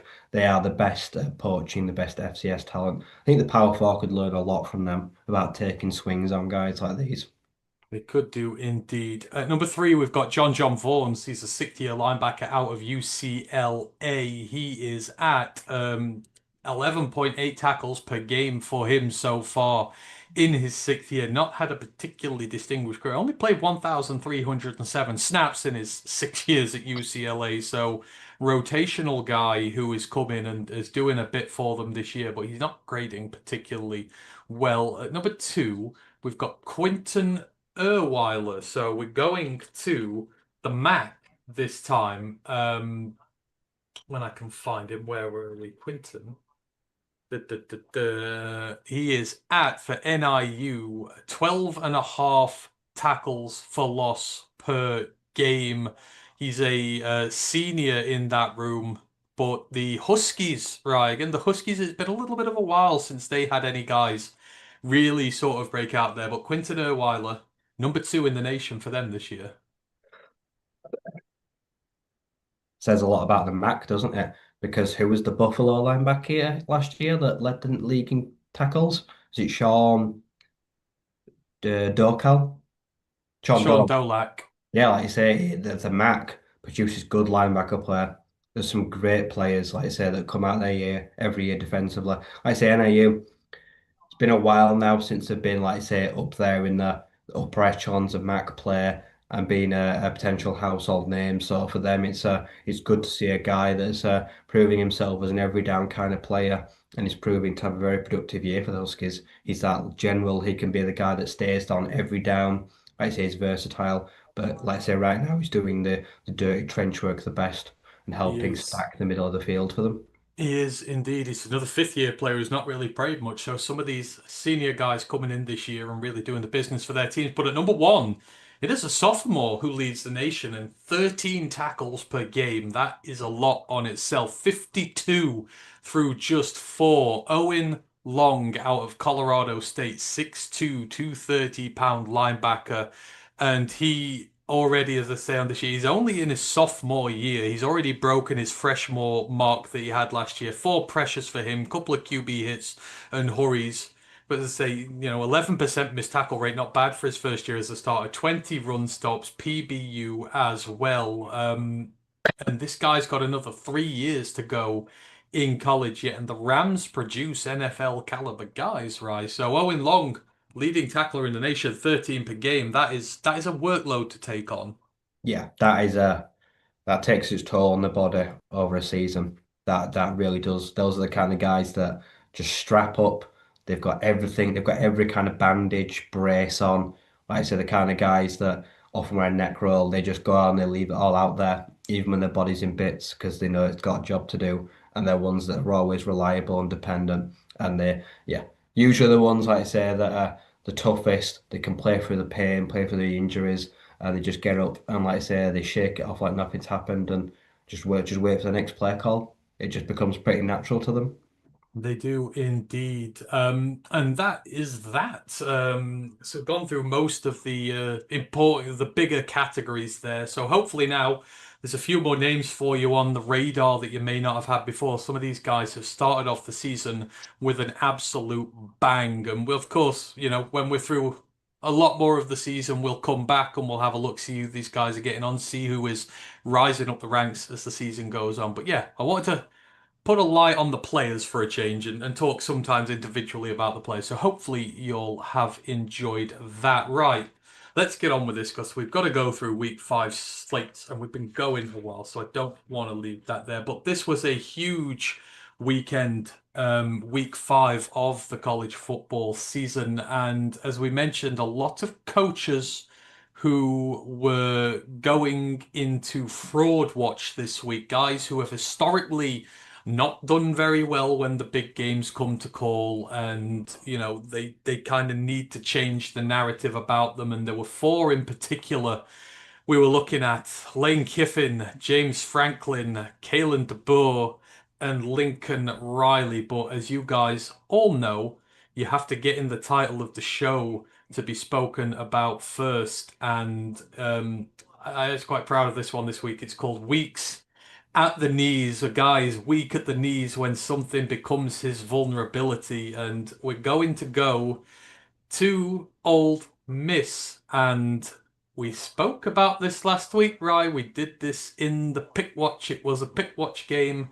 And for years and years and years, you have championed this Old Miss team, always believing that it could do what it needed to do to get these big wins and that Lane Kiffin would eventually become realistic. But as the years have gone by, and as the defeats have built up in big time situations, that faith has wavered away to the point that when number four LSU were coming to town with one of their players dating Lane Kiffin's daughter, thinking that maybe they were planning a coup d'etat against Daddy Precious there, but it turns out that maybe instead of plotting a coup with Whit Weeks and trying to undermine her father, she was getting in with one of LSU's premier defenders, taking his iPad and downloading the play calls off there. Old Miss 24, LSU 19 in a game where Old Miss took the lead fairly early on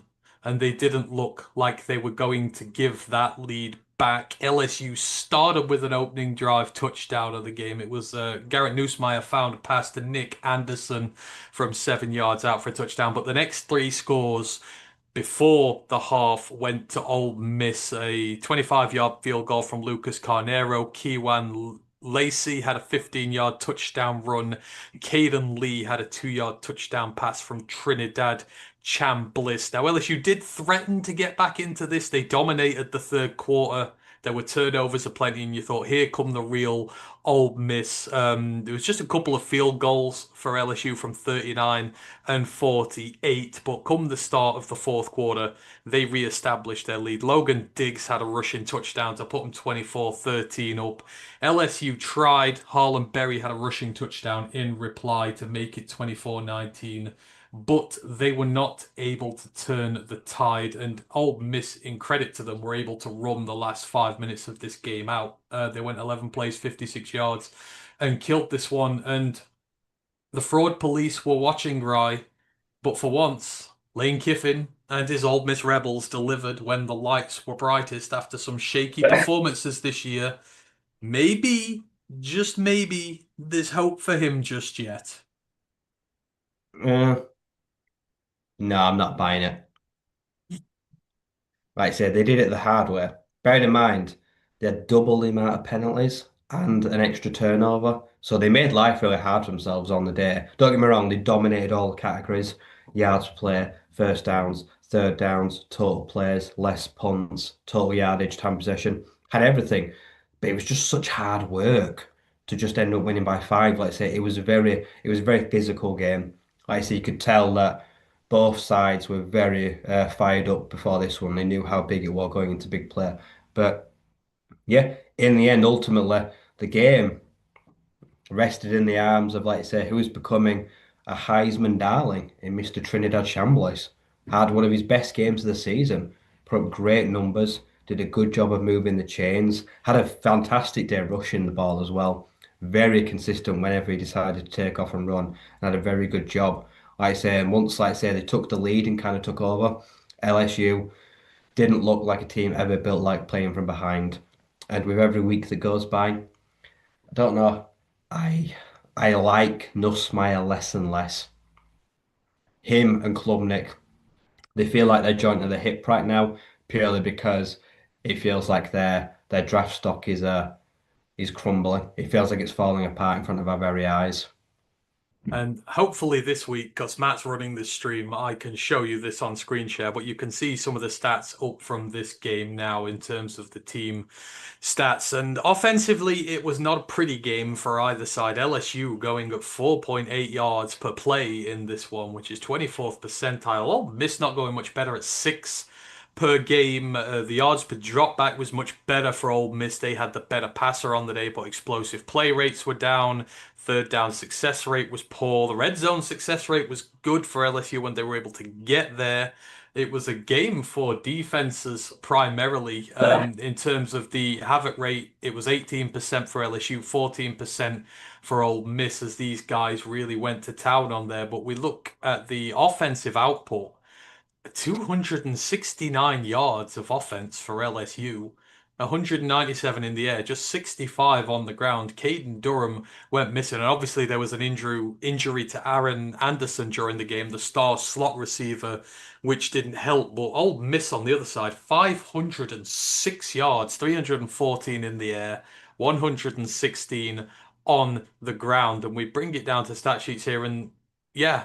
The rise of Trinidad Chambliss. He was playing for Ferris State last year in Michigan in Division Two, 23 of 39, 314 yards, a touchdown, one pick, which, if I remember rightly, wasn't on him. I think it was tipped to the defender by his own receiver. 14 carries for 71 yards as well. He was back up there to Keywan Lacey, who continues to have this monster year. And, he was probably expecting to sit behind Austin Simmons all year, but I mean, the way he's like, no, I'm going to go to this top program. He could have gone to a group of five program and started. Instead, he goes to bide his time at Ole Miss and gets put in front of a home crowd against one of the hardest oppositions they will face of all year in one of the hottest environments he'll play all year. He looks so calm, collected. The throws were good, the decisions were good. Like he's playing like a veteran who's been there his entire career. It's unbelievable how he's adjusted to life at the highest level. Yeah. You can tell that he's like 20, I think he's 23 now and he's a senior. Like I say, that he's played a lot of football, he's progressed through the levels, he's kind of been there, done it, and seen it all now. So for him, it makes a lot of sense that he's very calm and, like I say, these hostile environments. He looks like a guy that is pretty cool, calm and collected behind the line of scrimmage, very rarely flustered, shakes off bad players very well. I think it's safe to say that even if he has a terrible game, Austin Simmons is not playing again this year for the Ole Miss Rebels. It's probably a good thing that Trinidad is a senior. If he had any more eligibility, I can't imagine he does. Nearly 24, I imagine he's playing in the football collegiate system of some kind for quite a while. Otherwise, Simmons probably would ditch and enter the portal. He will get the job back next year. But Trinidad Chambliss, yeah, kind of just one of them fairy tale stories, really. Like I say, that leads a team. He only finished, I think, so he came third in the Haaland Award, the D2 Heisman, which is kind of crazy to think about how good he is now. I think he led them to like a 15-2 record for every state, won the national title. Like I say, had a lot of interest, and nearly all of it, like I say, G5, he could have walked into any team, probably been the starter. But the fact is, he probably picked the biggest offer he had without knowing the others, everyone. So, like I say, knew him full well. They had an ingrained starter and that he just wanted to learn, bide his time. But yeah, patience, like I say, and then he wins the job. And now he shows no sign of giving it back. And I mean, Ole Miss are a very dangerous team right now. This man makes the mix. Like I say, he's a bit of an enigma. Kind of came out of nowhere, and he's got this very balanced, composed game about him Isn't led it? by good defense with Suntory Perkins. That's like the quarterback of the defense, also having a great year as well. He had a massive game. He was very good against LSU. So yeah, I mean, yeah, whether how much Lane tries to kill them or not or ruin it all, it feels like maybe this could be the Rebels' year to make the SEC title game. Isn't it funny how he's had all these high star recruits? They've put tons of money in NIL to Yeah. get these And then this random experienced kid just shows quarterbacks up. into the building, and it ends up in a Division Two transfer. Who's the one who gets them their biggest win in some time? Feels very poetic, doesn't it? Like it really proves, like I say, at the end of it, money's just not everything. They No. didn't buy Trinidad. Trinidad would have played for free Yeah. if you'd have offered him it to come to Ole Miss of all schools. Oh God, yeah, absolutely you would have. And it's not just him, Keywan Lacey. I know he's not amongst the stat leaders or anything like that, but he's chugging that offense along nicely and taking off enough pressure for his young quarterback to do his best work. Yeah, he's doing a really good job of helping him move the chains and take pressure off him, take pressure off the offense as well. He's come in, like I said, they've had a lot of high profile running backs in recent years that have done a good job, but it feels like eventually a lot of them have not been able to take enough pressure off the QB. Right now, they're feeling pretty well balanced between Lacey Chambliss and Harrison Wallace. They're building a nice little triangle, which does make them. You've got multiple ways to think about it now, and Trinidad with his legs as well seems pretty confident. like I say, that when he wants to, when he decides to, he can tuck it and run. And he's quite a hard guy to bring down because, like I say, he's quite a small dude, but he's fairly strong at the same time. Yeah, and that investment in the defense, obviously, they lost so much last year. But you see, Sage Ryan, they bought him from LSU. I think it was Ricky Fletcher, the star, they bought him from South Alabama. He had a ton of PBUs this year, but they kept Nussmeier under wraps. And the defensive line that's replaced as well. Will Eccles, he had another great game, a sack for him. They've had to replace a lot of guys, but they've used the portal incredibly well. Just to go with a few homegrown guys they still had left, and they found a nice balance with them. Yeah, it's been one of those, like I say, their basically their whole D line got drafted. They kind of were really going back to basics this year with guys that were backups and then going to find some help where they really needed it and brought in some guys, like I say, have got a lot of experience like Sage, Fletcher, like I say, Princewell, I think he went out with an injury. Like I say, they brought in guys that have got experience and I think can all come together pretty quickly and help them plug the gaps that they needed to badly. Yeah, absolutely, they did. So, I mean, for Ole Miss, massive win for them, given how they've struggled so far this year, and maybe that can get them going forward. But Trinidad Chambliss, he has that job for as long as he wants it now. So, in terms of the fraud watch, Lane Kiffin is down, we're watching a little bit, but he's not on a hot seat right now. Moving on to the next one, and someone who's probably broken the fraud scale at this point in his life. Number six, Oregon traveled to the whiteout at Penn State, ranked number three. This was a top six battle, and it was a defensive slugfest for so long in this game. There were 6 points scored by the half. Um, it was just field goals exchanged in the first half. Penn State had a 49-yarder to open it. Attica Sappington hit a 42-yarder to make it 3-all, and we didn't get any more scores in this game until 3 minutes to go to the end of the third quarter.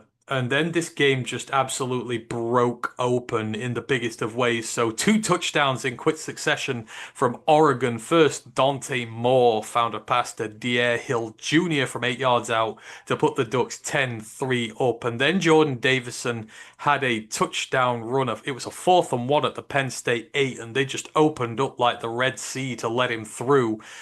Oregon up 17-3. The Penn State crowd is absolutely foaming at the mouth at this point and out for vengeance.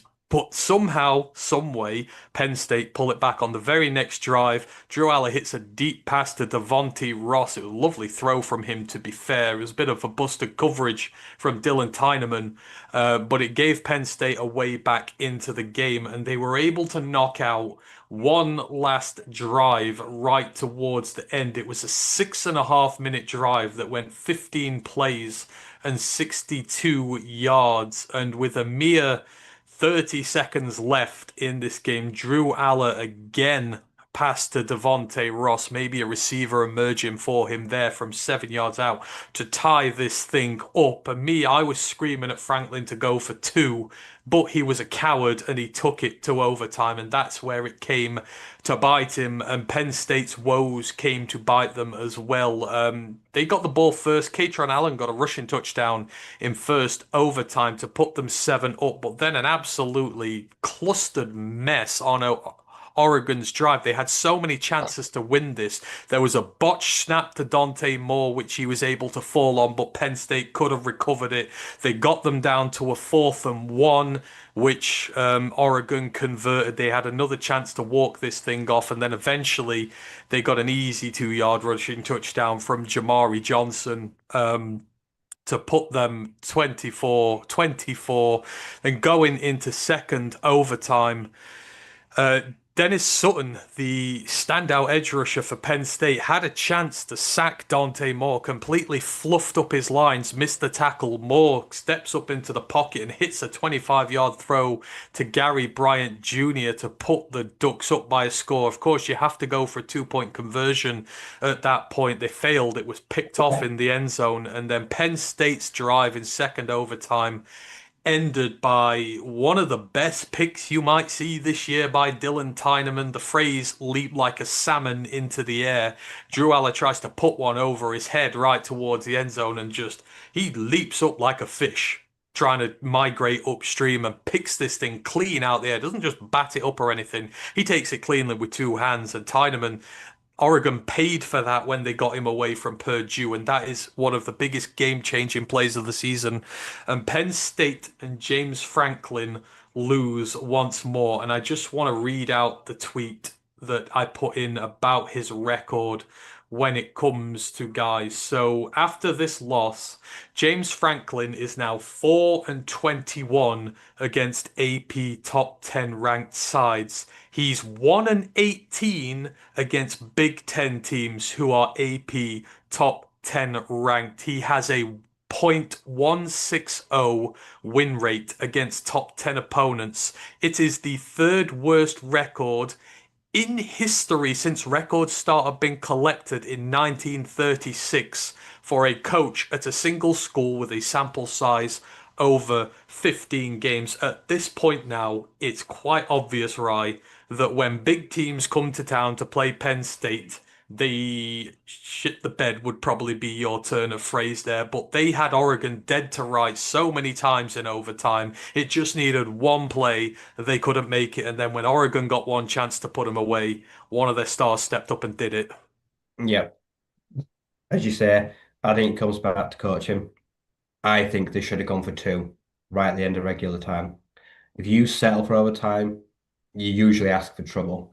A lot of teams are happy to like say gamble on it, but a lot of teams are. There's a few head coach out there that'll always go for the win. And this is proves to me. This game proved to me by Dan Lanning. For me, I think is the best coach in college football because that D line was absolutely outstanding. Bear Alexander, like say, who looks lost years ago, he's got new fresh breath of life. He was fantastic in the middle. They held what Nicholas Singleton and Cade Allen to like 80 yards combined. That D line was absolutely monstrous, slowing down the Penn State run game and putting pressure on Aller. Their defense was incredible. Like I say, they had an outstanding game and they were very good. Like I said, they bided their time. They were great. And when you needed to be really clutch and careful in overtime, then they struck. Like I say, and they're something like the first whiteout loss at home, Penn State, in like 15 years or something. It might have been like the first ever, like you say, yeah, so yeah, a real big loss for them. But yeah, just proves, like I say, that that whole notion of James Franklin can't win big games, it's true. We all know it's true, and it's just another week that proves it. And Yeah. it just brings into question more about his long-term future there. Like I say, what's it going to take to get over the hump? I mean, 1-18 against Big Ten opposition who are ranked in the top 10. That if that is not a big enough sample size to show you this guy has hit his ceiling and can take you no further, I don't know what is. I mean, look at this mess. 3.92 yards per offensive play. This does nothing to disparage the fact that Aller may not be the guy there, but look at what happened to their defense. Their defense had to play 110 scrimmage snaps. 110. And yes, it went to two lots of overtime, but still. And all they mustered was three rushing tackles for loss. I mean, you've got Dennis Sutton, one of the best guys in the country, supposedly there. The defense doesn't show up. It gets absolutely gassed. Penn State lose the turnover battle by two. Two interceptions thrown on the day. Oregon had one fumble, which they were able to recover. But look at that, a 10-point swing on turnover luck there. Basically, a lot of Oregon's points coming off turnovers, and Penn State been made to suffer for that. And I mean, look, 638 yards of Ducks offense to 376 to Penn State. This is them in their own home getting, destroyed for the most part. The offense was so quiet in this game. And you look at Aller, 19 of 35, that's barely at 50%, 184 yards, two touchdowns, two interceptions. He took three sacks. I mean, it's not like he's getting absolutely murdered out there. But then you look at his younger compatriot, Dante Moore. Dante Moore's still young in his career, 40 of 52, 340 yards, three touchdowns. He's playing like an absolute pro, but it shows you the Penn State team, the quarterback is not good enough. The defense, which is their bread and butter, didn't show up in their biggest game, and they had, as again, many chances to put Oregon away here. It's just disappointed all round from Penn State. Yeah, another one where a big chance passes them by too quickly, and it still feels like, whatever happens, like I say, it still feels like James Franklin's job will never be in danger. I don't think I just don't know what it would take. How bad would a season have to be? How many big, how many ranked Big Ten defeats does he need to take before at some point they're like, you've taken as far as you can go, James? Like I say, don't feel like it's any soon. Maybe next year, like I say, Catron's gone, Allen's gone, Alla's gone, Pribula's not there.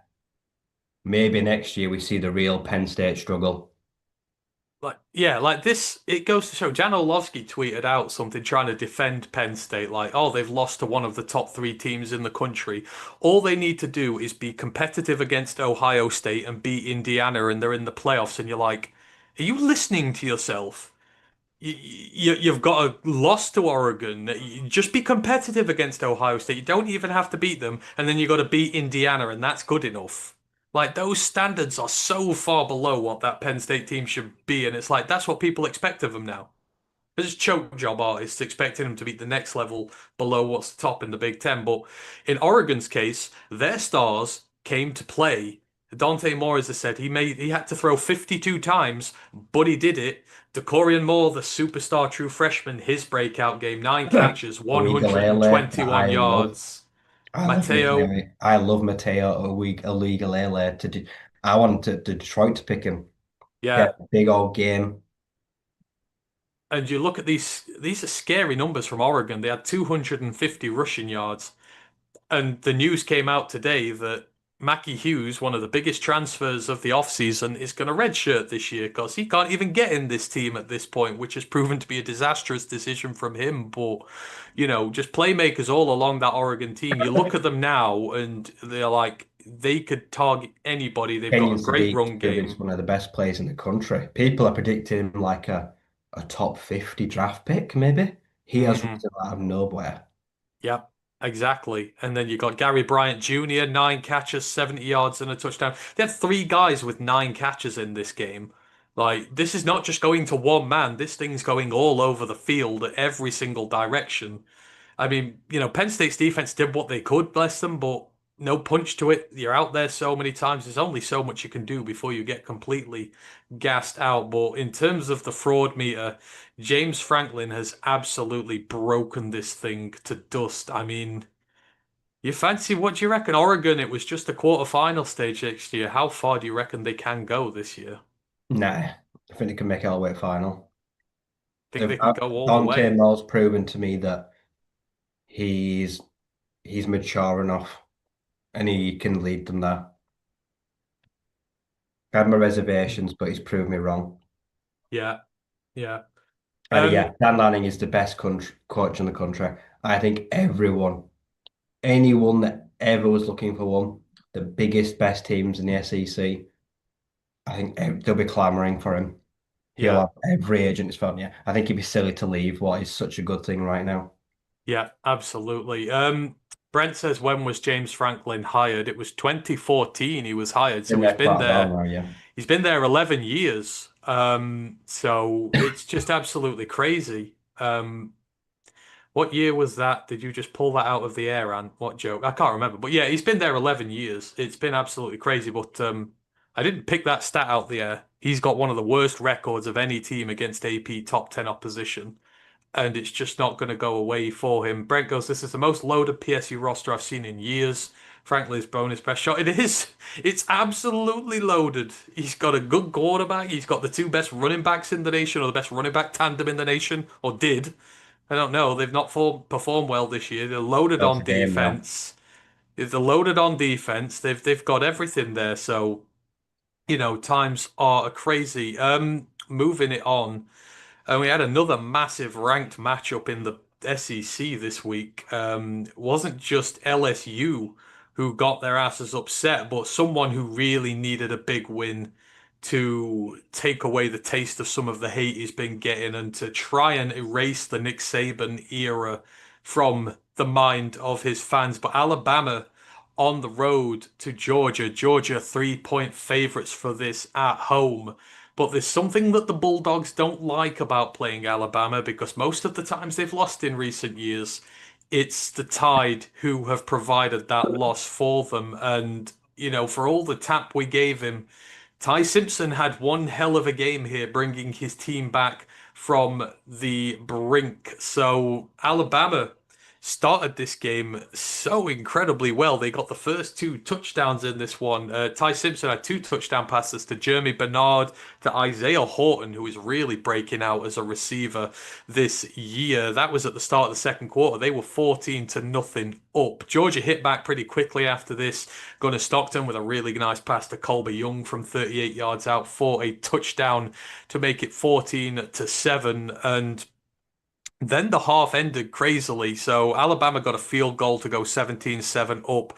With 2 minutes left, Georgia hit with a second touchdown of the day. Chauncey Bowens had a 2-yard run in to make it a 3-point game. But then Alabama just marched down the field again, and Ty Simpson had a rushing touchdown with 34 seconds left in the half to put Alabama 24 to 14 up. It was a 10-point lead. And then the second half went completely dead, and the drive charts for this is insane. So we had a missed field goal from Alabama to start it off. It went 10 plays, 49 yards, but the kicker shanked one wide.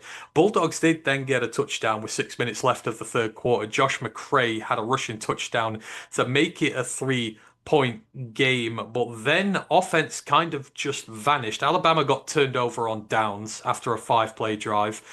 Georgia punted after getting 1 yard. Alabama punted after getting no yards. Georgia then got turned over on downs after a 9-play drive that took 4 minutes.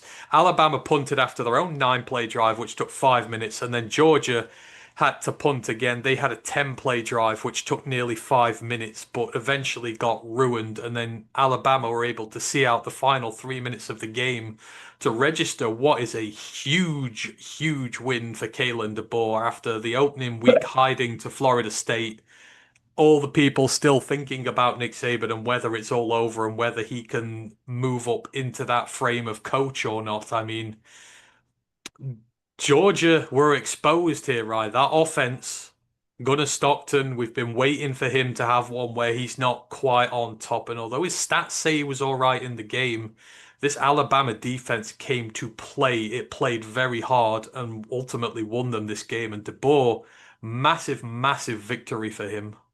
Yeah, big win for him. Like I say, it felt like he needed that signature win. Like I say, and that the it just felt like as a unit, some of the they're starting to gel now. Ty Simpson, like I say, I think Jeremy Bernard, Isaiah Horton, Ryan Williams right now, maybe the best receiving trio in the country.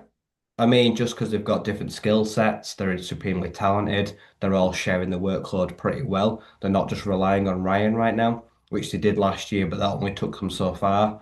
Horton, like I say, Bernard stepping in very well this year. The run game, their defense great. Like Bray Hubbard, one of the best defenders in the country right now. The guy's doing everything he can from his safety position all over the field, making impactful plays. Another big game for him again. But I say a lot of them are doing really well. And it was a great game for them. Another good unit as well as a group running the ball. Everything kind of just went well for them. And they also kept the discipline, kept the penalties down to a minimum, and they won the time of possession. And all those things work well in your favour and give you a good chance to win a football game. It was a clean, disciplined game by them, and ultimately that was the deciding factor. It was, and they were very evenly matched up in terms of this. Only 60 yards difference in offense, and Alabama ran 24 more offensive plays than Georgia did. It was a slow, grinding effort. They had 123 rushing yards at 3 yards per carry. Georgia, this is just weird. They had 229 rushing yards. They were going at 7 yards per carry on the ground, but then Gunnar Stockton only throws for 130, 13 of 20 for 128 and a touchdown. But they were able to run the ball very well, but couldn't finish when they got to the end zone, couldn't finish in those important third down situations and kept turning the ball over. But as you say, it was just un-Georgia like this one was. And spite of how well they were doing running the football. Yeah. And it says a lot when you look at the pass targets. I mean, who is the standout pass catcher for Georgia these days, this season? It's Colby Young, I Yeah, think. they don't. I say when it's Kobe Young, but to me, they don't have one. And when was the last time we said Georgia don't have any elite receiver? Like I say, I know Branch is trying. Like I say, slowly getting there, but like I say, there's not a lot of help around him. It feels like a group as a whole that it's lacking, and it's getting found wanting. It's not helping Gunnar Stockton at all. No, it's not at all. And in terms of that Bama defense, just how good they were, I'm just going to get some of the bits up here from them to keep Georgia down to 21. But as we mentioned, this was the Deontay Lawson game for him. He had a tremendous game, 3 run stops, pass breakup for him. You've had in terms of the secondary was real good. I think just all around, there were no massive standouts here. Justice Hill, he is the young true freshman, the Wolf linebacker that they're bringing in. He saw some good snaps in this game, looked really good as well. And Bray Hubbard as well, the strong safety. He reminds me a little bit of Brian Branch the way he plays, right? 11 tackles for him, 5 stops, forced fumble. He was the one who absolutely banjaxed Nate Frazier into coughing the ball up there. It looks like we found the next guy out of this Bama's secondary system who's going to come up to the NFL and do really well. It's just his second season as a starter. He's got 5 interceptions already in his career. And he's only just into his second season started there, and 2 forced fumbles for him. He's been really good in coverage this year. Like Bray Hubbard's the name to watch here. 6'2", 213. Ignore him at your peril. Yeah, he's another one that's stepping into that long line of that conveyor belt of production that produced at the position. Another young man that's clearly got high IQ. He's clearly very clever, got good physical tools, learns on the fly, going up against probably the best business receivers in the country. SEC is a gauntlet for these young, talented DBs, and he stepped in straight away, improving his worth and becoming not just, like I say, a guy that can be good in the future, but he's being very good, very, very good right now, and they need him. Hopefully, a guy they can lean on further down the line into the season. But yeah, bodes very well for his future development. It does indeed. In terms of Georgia, I mean, they had some decent performance. Christian Miller continues to impress in terms of defensive tackles. You're looking at the draft potentially this year. His stock continues to go from strength to strength. And KJ Bolden, the other star, another pass breakup for him. He looks so swift and fluid in coverage. Like, I know it's not been great, but some of these star names for them individually are playing unbelievably well. Yeah, even like not household names, just as collective units playing very well right now. We know DeBoar likes defensive football, and we know, like I say, he's built his back on some of the teams, like he's built off them, the defensive side. So guys right now that a lot of household names and big players have gone and left holes that have been having to filled, and some of these guys have stepped up and doing a very commendable job right now early in the season. Yep, absolutely. So massive win for Alabama over Georgia and Kalen DeBoar. Hopefully that spurs their team on now for Georgia. You've got to bounce back quickly because the SEC is very competitive this year. And then in the last of the four who are on major fraud watch, and he is absolutely at the top of my fraud watch list right now. USC and Lincoln Riley ranked number 21 going towards traveling to Illinois to face the 23rd ranked Fighting Illini, who were just recovering from having their arses absolutely tanned by Indiana, who dropped nearly a 70 burger on them. And I remember when we made our picks for this one, we both picked USC, and I said this is the exact type of game that they love to lose, and lose they did 32 to 34 in what was one of the games of the week. This had everything. This had a massive interception return, touchdown chalked off. There were 2 big turnovers from punch outs on the running backs in the end zone. This thing went backwards and forwards, backwards and forwards. Illinois kicked it off. Luke Altmaier had a 12-yard touchdown run to put the Illini up, but then Waymon Jordan had the first of 2 rushing touchdowns on the day to quickly get USC back level. But then Illinois started bringing out the trick plays. They ran the Philly special on USC, and Hank Beatty, who I think is a wide receiver, he did the Philly special pass to Luke Altmaier. So Altmaier had a receiving touchdown in this game. It was absolutely timed to perfection. Um, to put them 14-7 up. They then traded field goals, both teams to oh, sorry. Yes, they traded field goals to make it 17-10 to the Illini at the start of the third quarter, and then the game just broke open again. Luke Altmaier had a pass to Caden Fagan, the running back, for 64 yards, and I swear down he was out of bounds about 30 yards away. He was toe tapping on the line. One of the controversial decisions in the game to not overturn that. I thought his foot was on the white, but they didn't agree and they let it stand, put Illinois 14 up. USC responded through Waymon Jordan again to bring it back within 7, but then Luke Altmaier had another strike to Justin Bowick to put them 14 up again. Again, USC responded twice. Makai Lemon, as we mentioned, one of the catchers of the year. He had back-to-back touchdown receptions, one with 10 minutes left, one with 1 minute 55 left as well to put USC 1 point up going into the final 2 minutes. But Illinois managed to drive this thing out, the drive of the weekend from any team. They got all the way down to the USC 24, and David Olano, their kicker, put it just inside the post from 41 yards. It was very nervous seeing whether it was going to go in or not, to put this one to bed.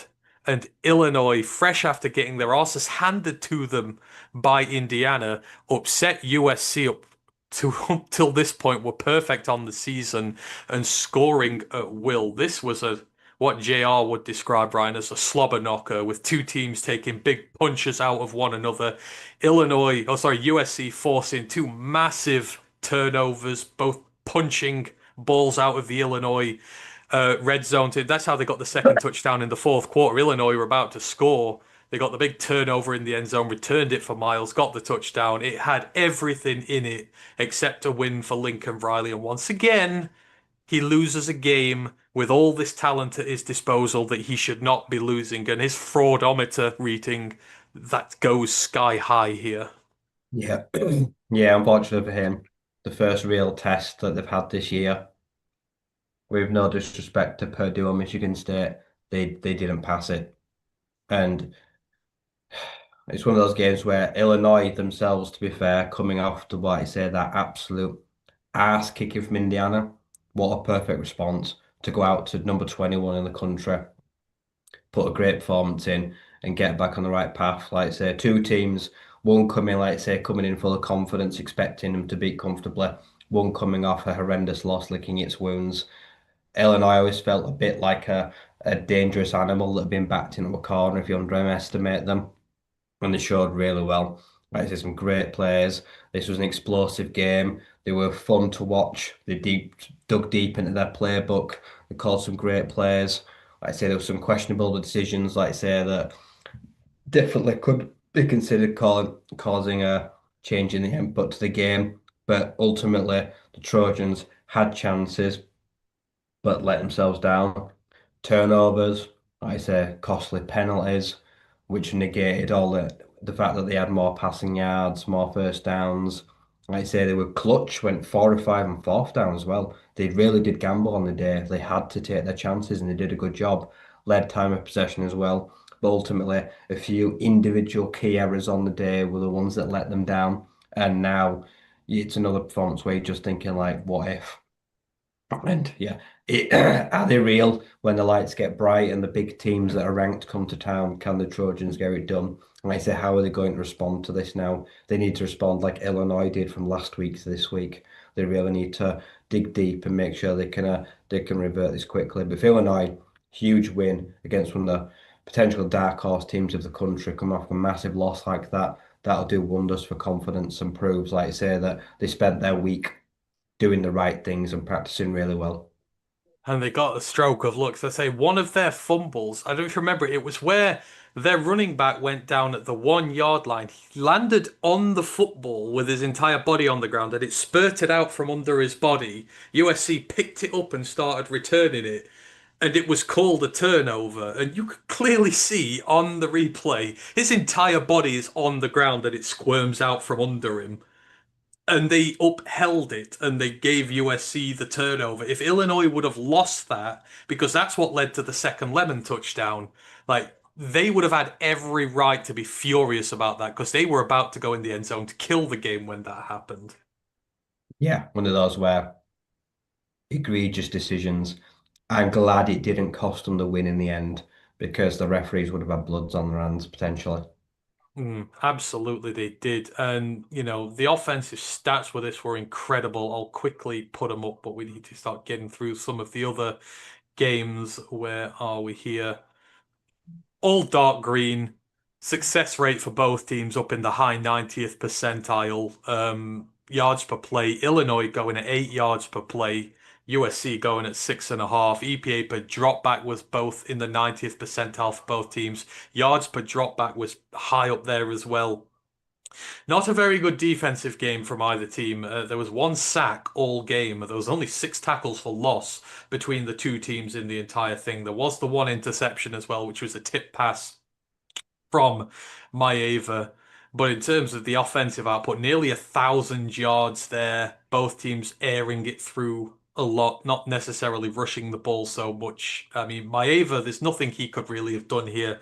Altmaier threw 19 passes for 312 yards. They were all big splash plays. I mean, last year, you thought USC's defense had turned a corner. We've said for years the problem Lincoln Riley's had is he's had like 50-point per game offenses, but he has 55-point per game defenses given up, and they eventually let him down.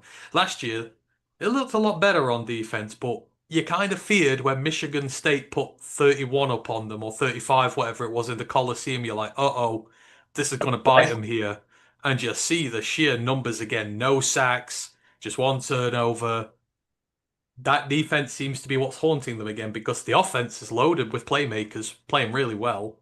Yeah, it's the lack of complementary football once again holding them back. An offense that's star-studded, full of potential weapons going forward. They do all the heavy lifting, but the defense not pulling its weight, letting them down once again, and probably for many times to come, potentially in any upsets this year, it'll probably be no doubt the defense that hangs them out to dry. Absolutely, it is right. Those are the four who were on major fraud alert. So a couple passed, a couple failed.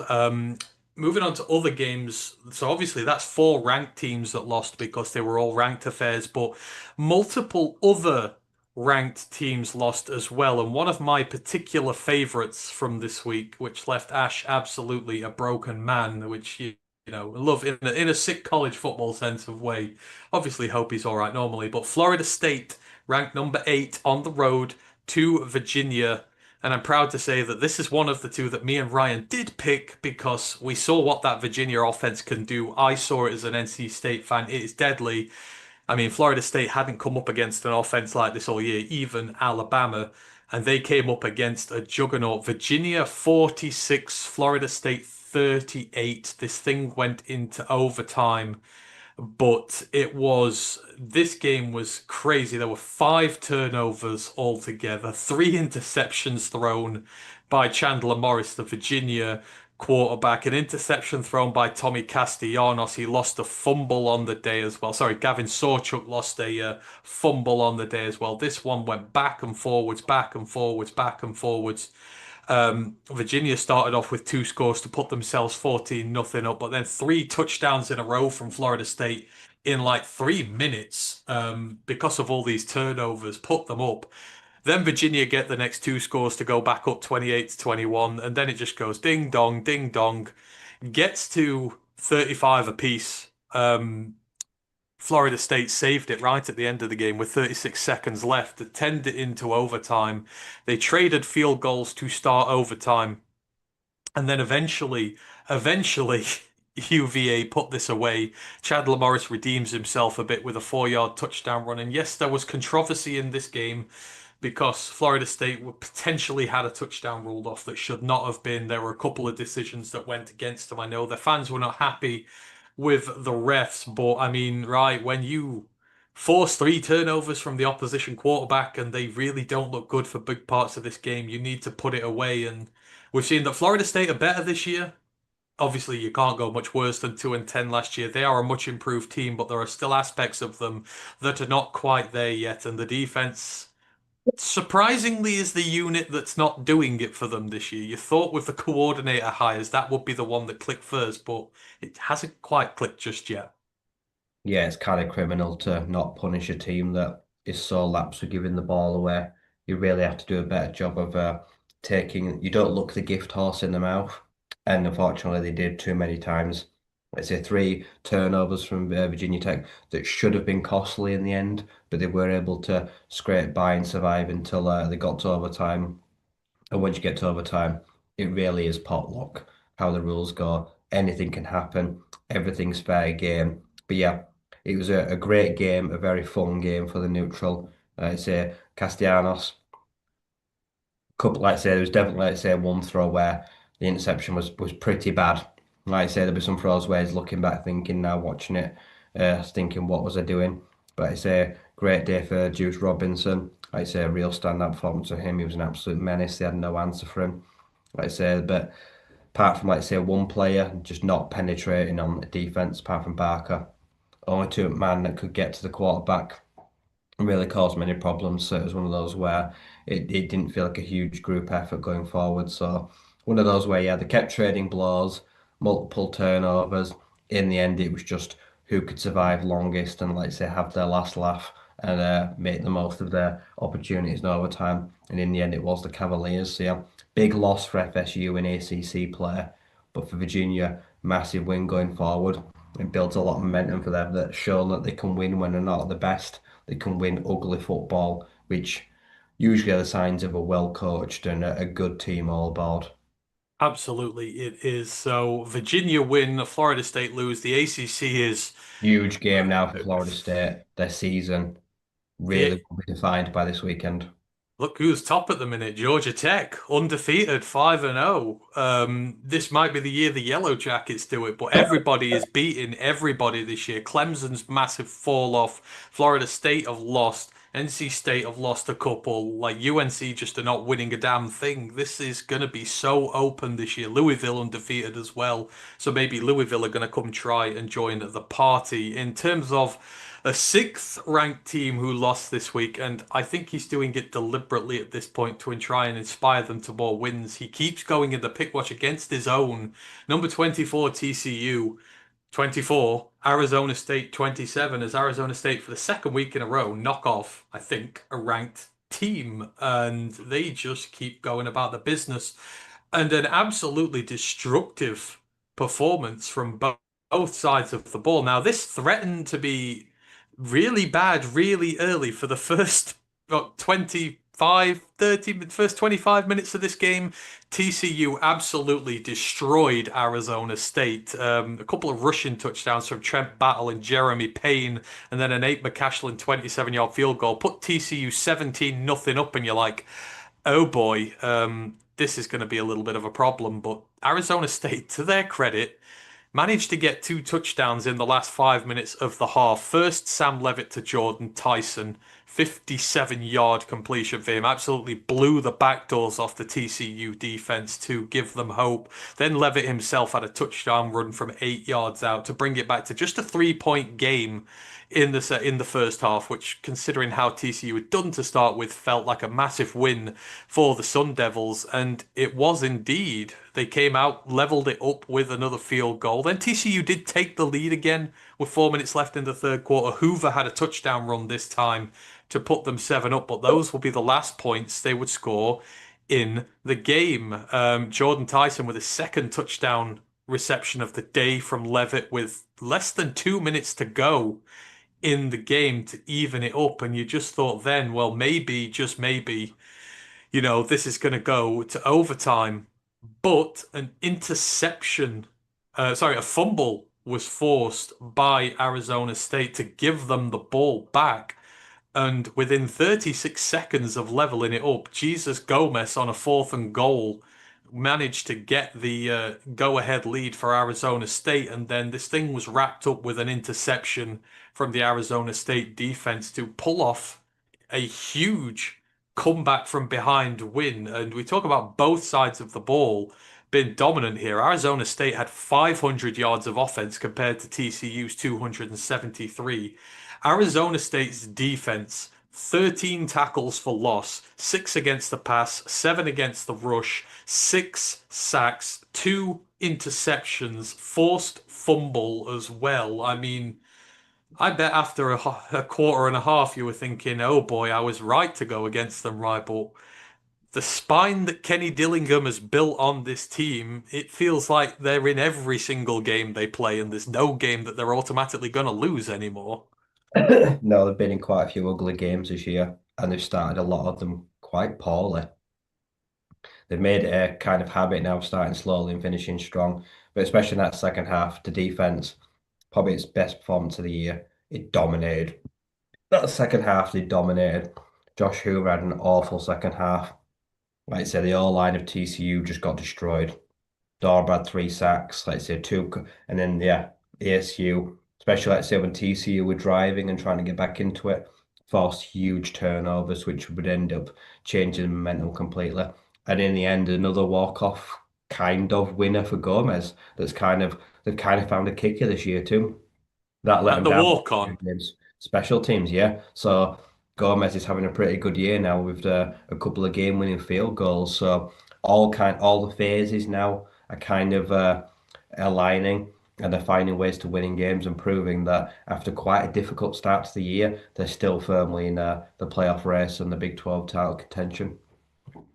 And, Sam Levitt leading Continues to such a prove, like I say, huge as a come from rushing quarterback behind. anywhere, he's still got a lot of serious NFL talent. Nine Some of the carries, runs he pulled 72 off were yards, and a brilliant. touchdown. Yeah, and his mental capacity to be 17 nothing down so quick to bring them from behind to, like the NFL has got to be taking a serious look at him at this point by now. No one talks about him in the top echelons of QBs for some reason, but he's up there. Yeah, he's a he's a first round talent. He's just does yeah first round consistency as a runner. He's probably the if he went this year like as a runner, you'd take him over some like Nuss or Klubnik purely because of what he can do with his legs. I think the questions will come arm strength and passer, but he's showing huge passes to John Tyson, can run an offense. He doesn't really have that many flaws to his game right now. No, he does not indeed. All right, let's move this on. And to teams who are looking to break through this year and have had their credentials seriously tested and they've passed those tests, and you go to the Georgia Tech Yellow Jackets we mentioned, they are undefeated on the season so far, and I put them in the pick watch against Wake Forest because this is exactly the type of trap game that they traditionally would have lost in past years. And, at a good portion of this game, you were really worried for them. With 10 minutes left in the third quarter, they were 20-3 down on Wake Forest. They got absolutely dominated. Damon Claiborne, we said if he got going, then it'd be a nightmare for them. He had 111 yards and 2 touchdowns on the day. Robbie Ashford was been his usual good self in the run game, at least. He had 82 yards and a touchdown in the run game. And it looked like, for all intents and purposes, Georgia Tech had absolutely nothing. But talking about quarterbacks with intriguing draft stock who dragged their teams out of a hole, Haynes King then proceeds to single-handedly almost drag his team back into this. First with a strike to Eric Rivers for a 14-yard touchdown. Then he ran one in himself just to make it a 3-point deficit. Georgia Tech then leveled it up. Well, teams traded field goals. Wake with 3 up.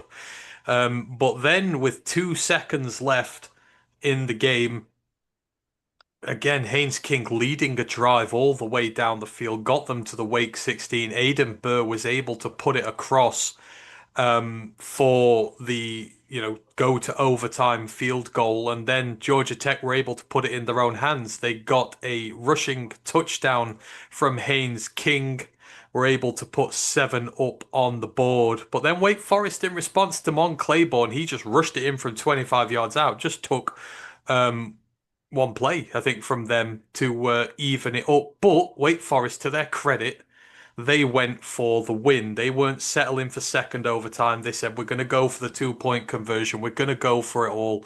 And Georgia Tech made their biggest stop of the game on defense to scrape away from this with their chinny chin chin. And on paper, right, looks a bad result for a team that now looks like it could go for the ACC this year, scraping by a Wake Forest team, which has been miserable for the most part. But as we mentioned, this is a game that 9 times out of 10 in previous years, after a good start, they would have lost. They showed a lot of mental fortitude to come from 17 down under all the pressure in the world, unable to stop the run and somehow sneak away with this in overtime. I think Wake Forest have actually been pretty good this year. Like you say, they kept it fairly close against NC State, only lost by 10, and NC State pulled away late. They've been very competitive. Robbie Ashford, to be fair, for his career, like say, journeyman, has actually done pretty well this year so far. He's put up in positions to potentially win these games. Had another game, like say, game this week where no turn up, and like say no interceptions thrown, move the ball down the field. Claiborne's one of the more underrated running backs in the country, can put a team on his back. They definitely went blow for blow with Yellow Jackets. So for me, for Georgia Tech, yes, they survived, but it still goes down as a quality win. And like I say, it's an ACC win. It still keeps them atop of the pile. Haynes King had a great day. Haynes King proving, like I say, that another one that you don't get much draft love, but you look at what he can do, definitely with his legs. He definitely impresses me more with his legs than his arm. He always just looks so more comfortable when he's out in space and running. Like I say, he is a real threat there. And yeah, another guy that's definitely got to watch, like I say, someone like say that likes a mobile quarterback at next level. Another guy that's like a super dark Heisman, like say QB. If Georgia Tech was to somehow win the ACC and make the playoffs, not a kind of offense teams would like to play. But yeah, survive, but they keep thriving. 5-0, the top of the pile. Like I say, they're ranked inside the top 20, 2-0 in conference. It's going to take a really good team to stop them.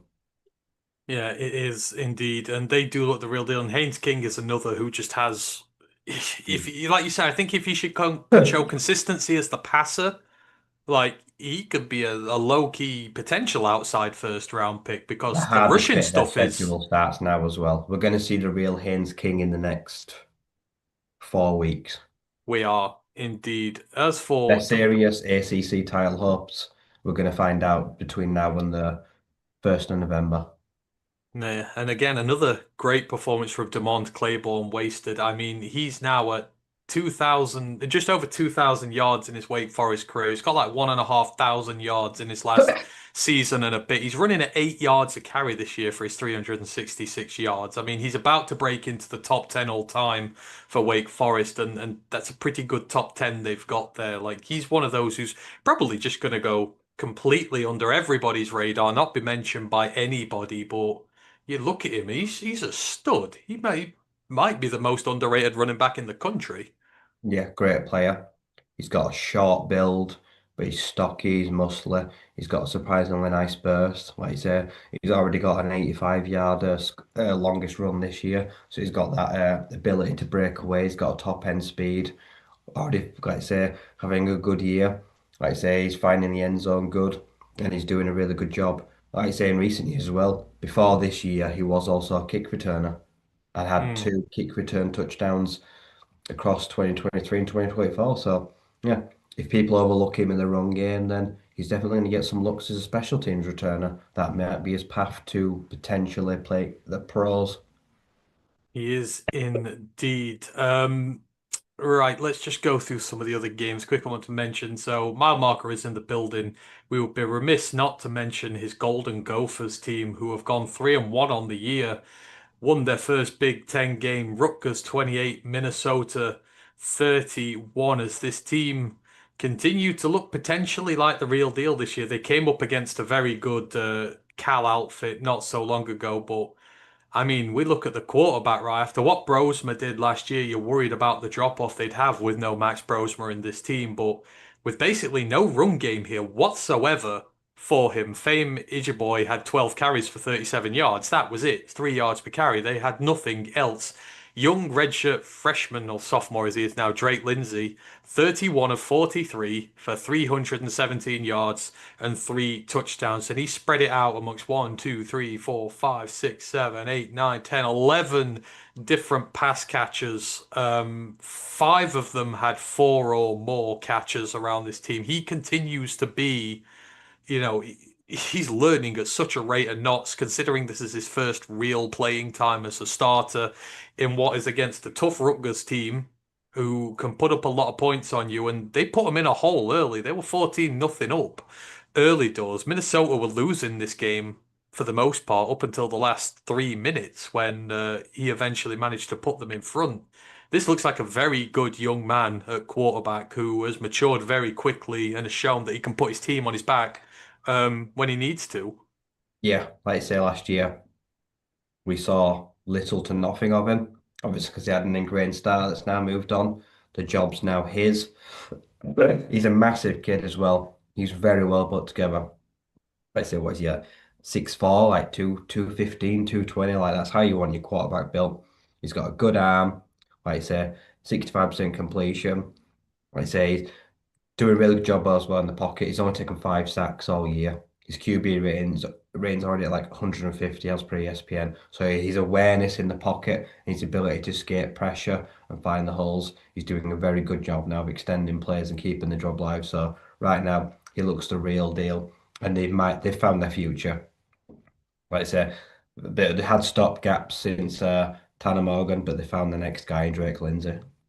Oh, he looks, Tanner Morgan, we always said was just basic, really, wasn't he? It doesn't really feel like he could do it in the big moments. He'd have lost a game like Rutgers had there. But I mean, there's so many standout performers in this team that Jalen Smith, he's a true freshman, I believe, for them this year. He had 4 catches for 103 yards and a touchdown on this. He's already elevating these young receivers they've got because they didn't have much. They've got a couple of guys in there, but like when you're trusting the true freshmen, when you've built the rapport with them, again, it shows how good the quarterback is that he's able to elevate these guys so soon. Yeah, like I say, some good players.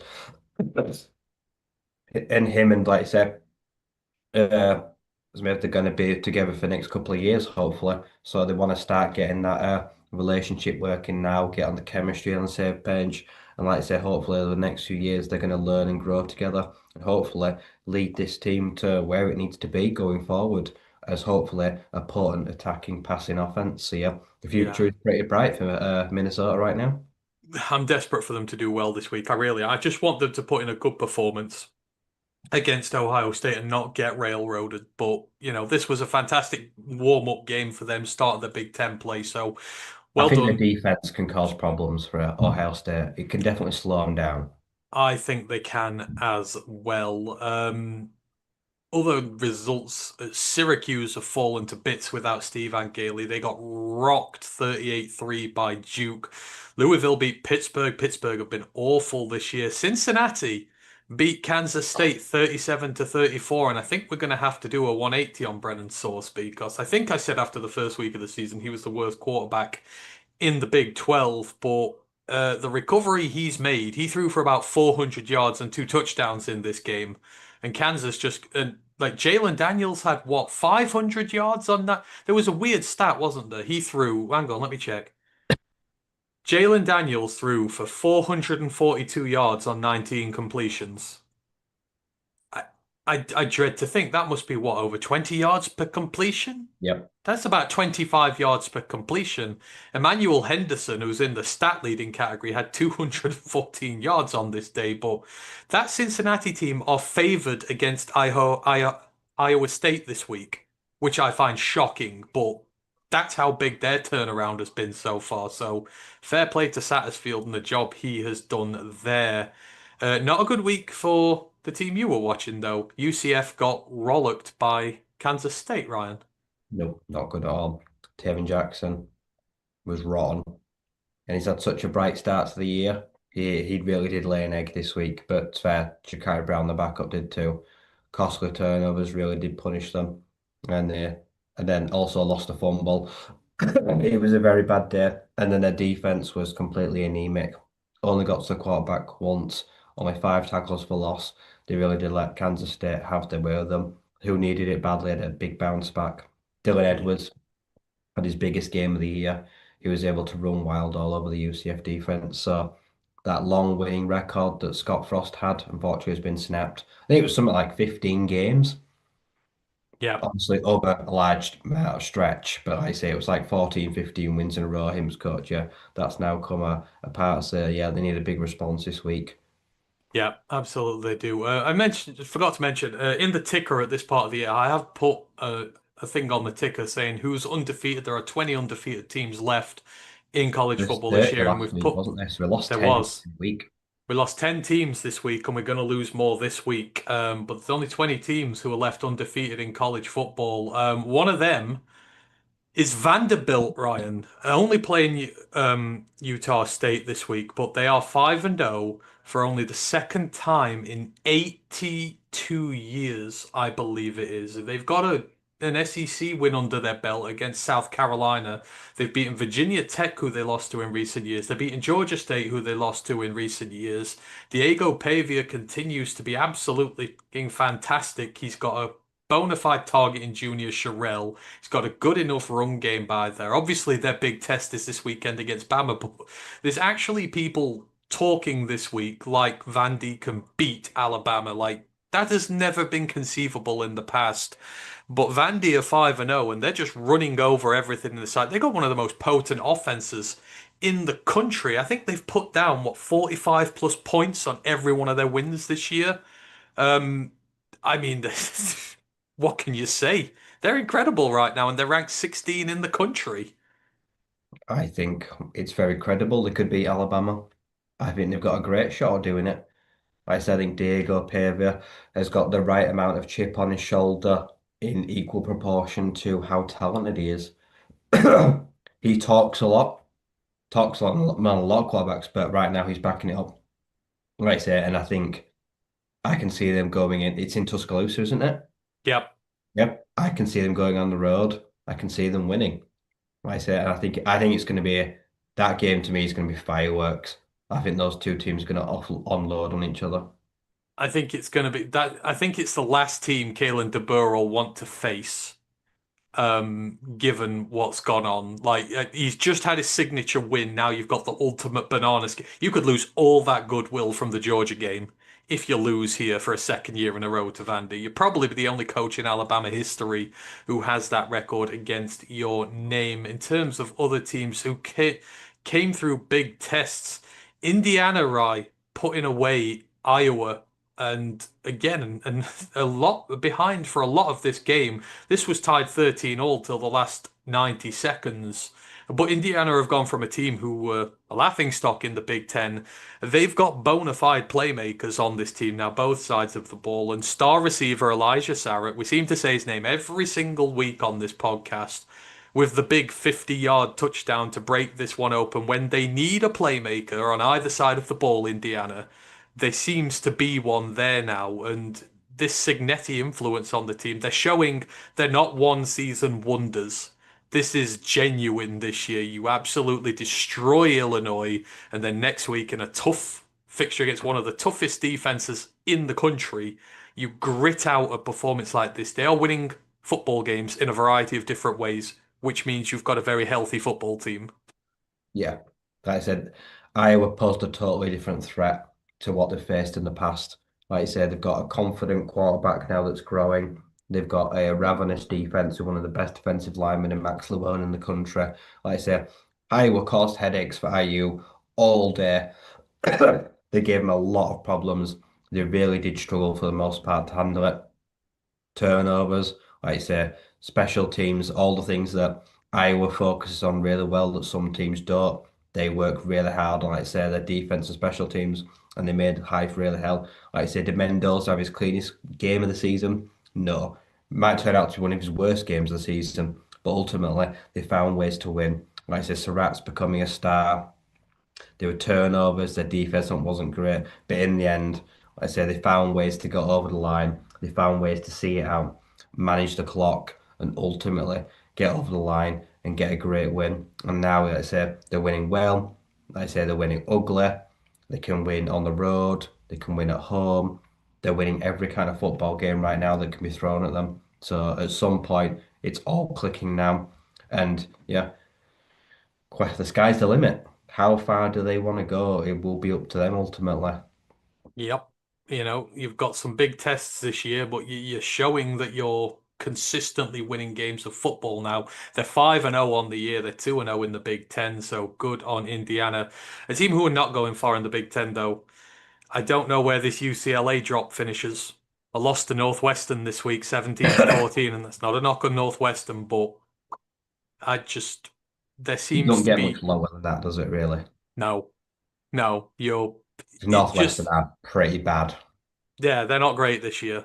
And it's just, you're going from bad to worse. Other teams who are struggling, Liberty lost to Old Dominion this week. Liberty are 1-4 this season.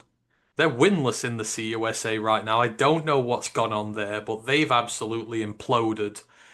Um, yeah, absolutely crazy. Other ones, was there another one I wanted to mention Hawaii in got a big there? win. Hawaii got a big win They had a against bad Air loss last Force. week and they responded in kind. Hawaii are 4-2 on the year now. Yeah. They're 2 games Alejandro away. had Alejandro probably had his best game as a Rainbow Warrior. I mean, you would 450 all yards and 3 touchdowns. statistically, the Stanford game will always be up there, but in terms of what he's doing, we're on Timmy Chang watch, we're on Hawaii watch. They were incredible. Um, although Air Force had something crazy. They were going at like 12 yards per play, Air Force were. It's just Hawaii kept them off the field with time of possession. But yeah, 460 yards and 3 touchdowns for young Mika Alejado. Jackson Harris, what a move. What a transfer from Stanford for him. Another 150 yards and 2 tutties. Surprised he wasn't amongst the rushing yard leaders. Air Force had 2 100-yard receivers in that game, though. When was the last time a service team had 200-yard receivers in the same game? I don't know. Other results quickly to mention, if there are any, because we can't go through them all this week. There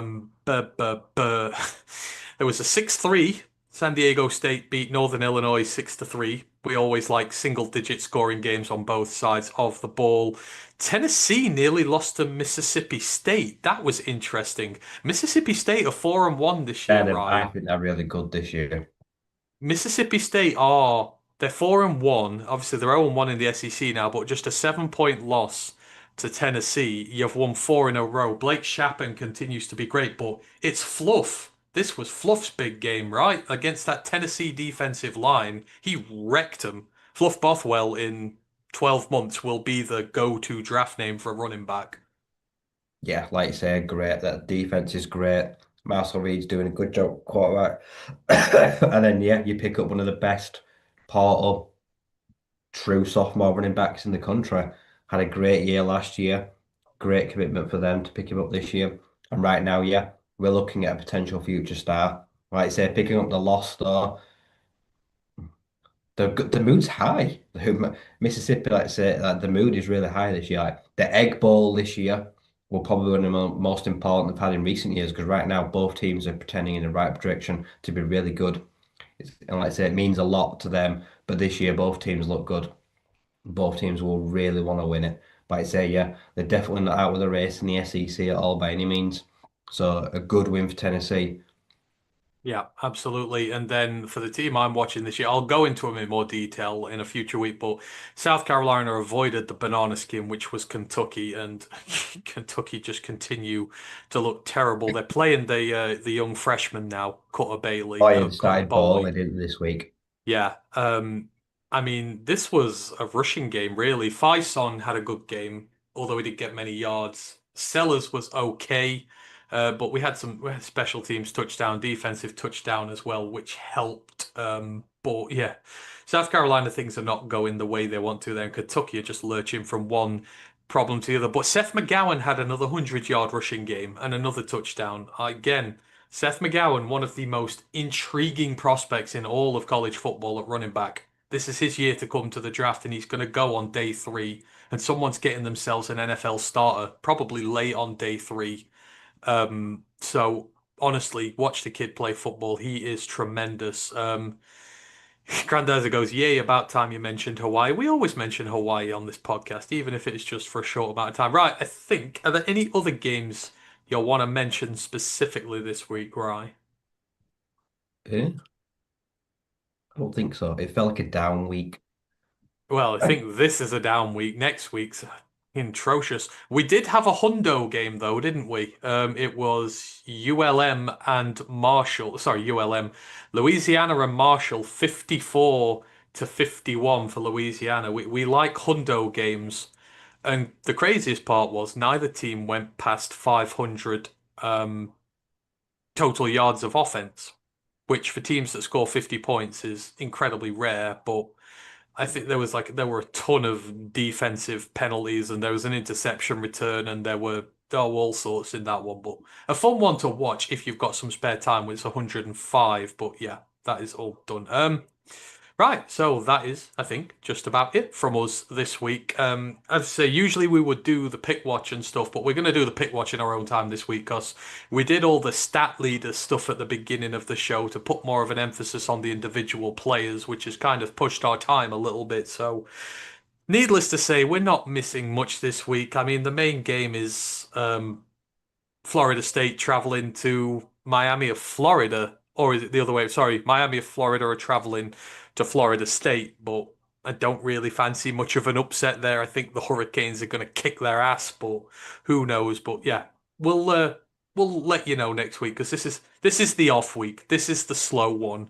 A lot of the ranked teams aren't playing, and the ranked teams that are playing have all got cupcakes. Right, in terms of shows coming up. We're back tomorrow on the main podcast with our Cincinnati Bengals preview. Lions facing off against the AFC North for the third week in a row. Do join us for that one.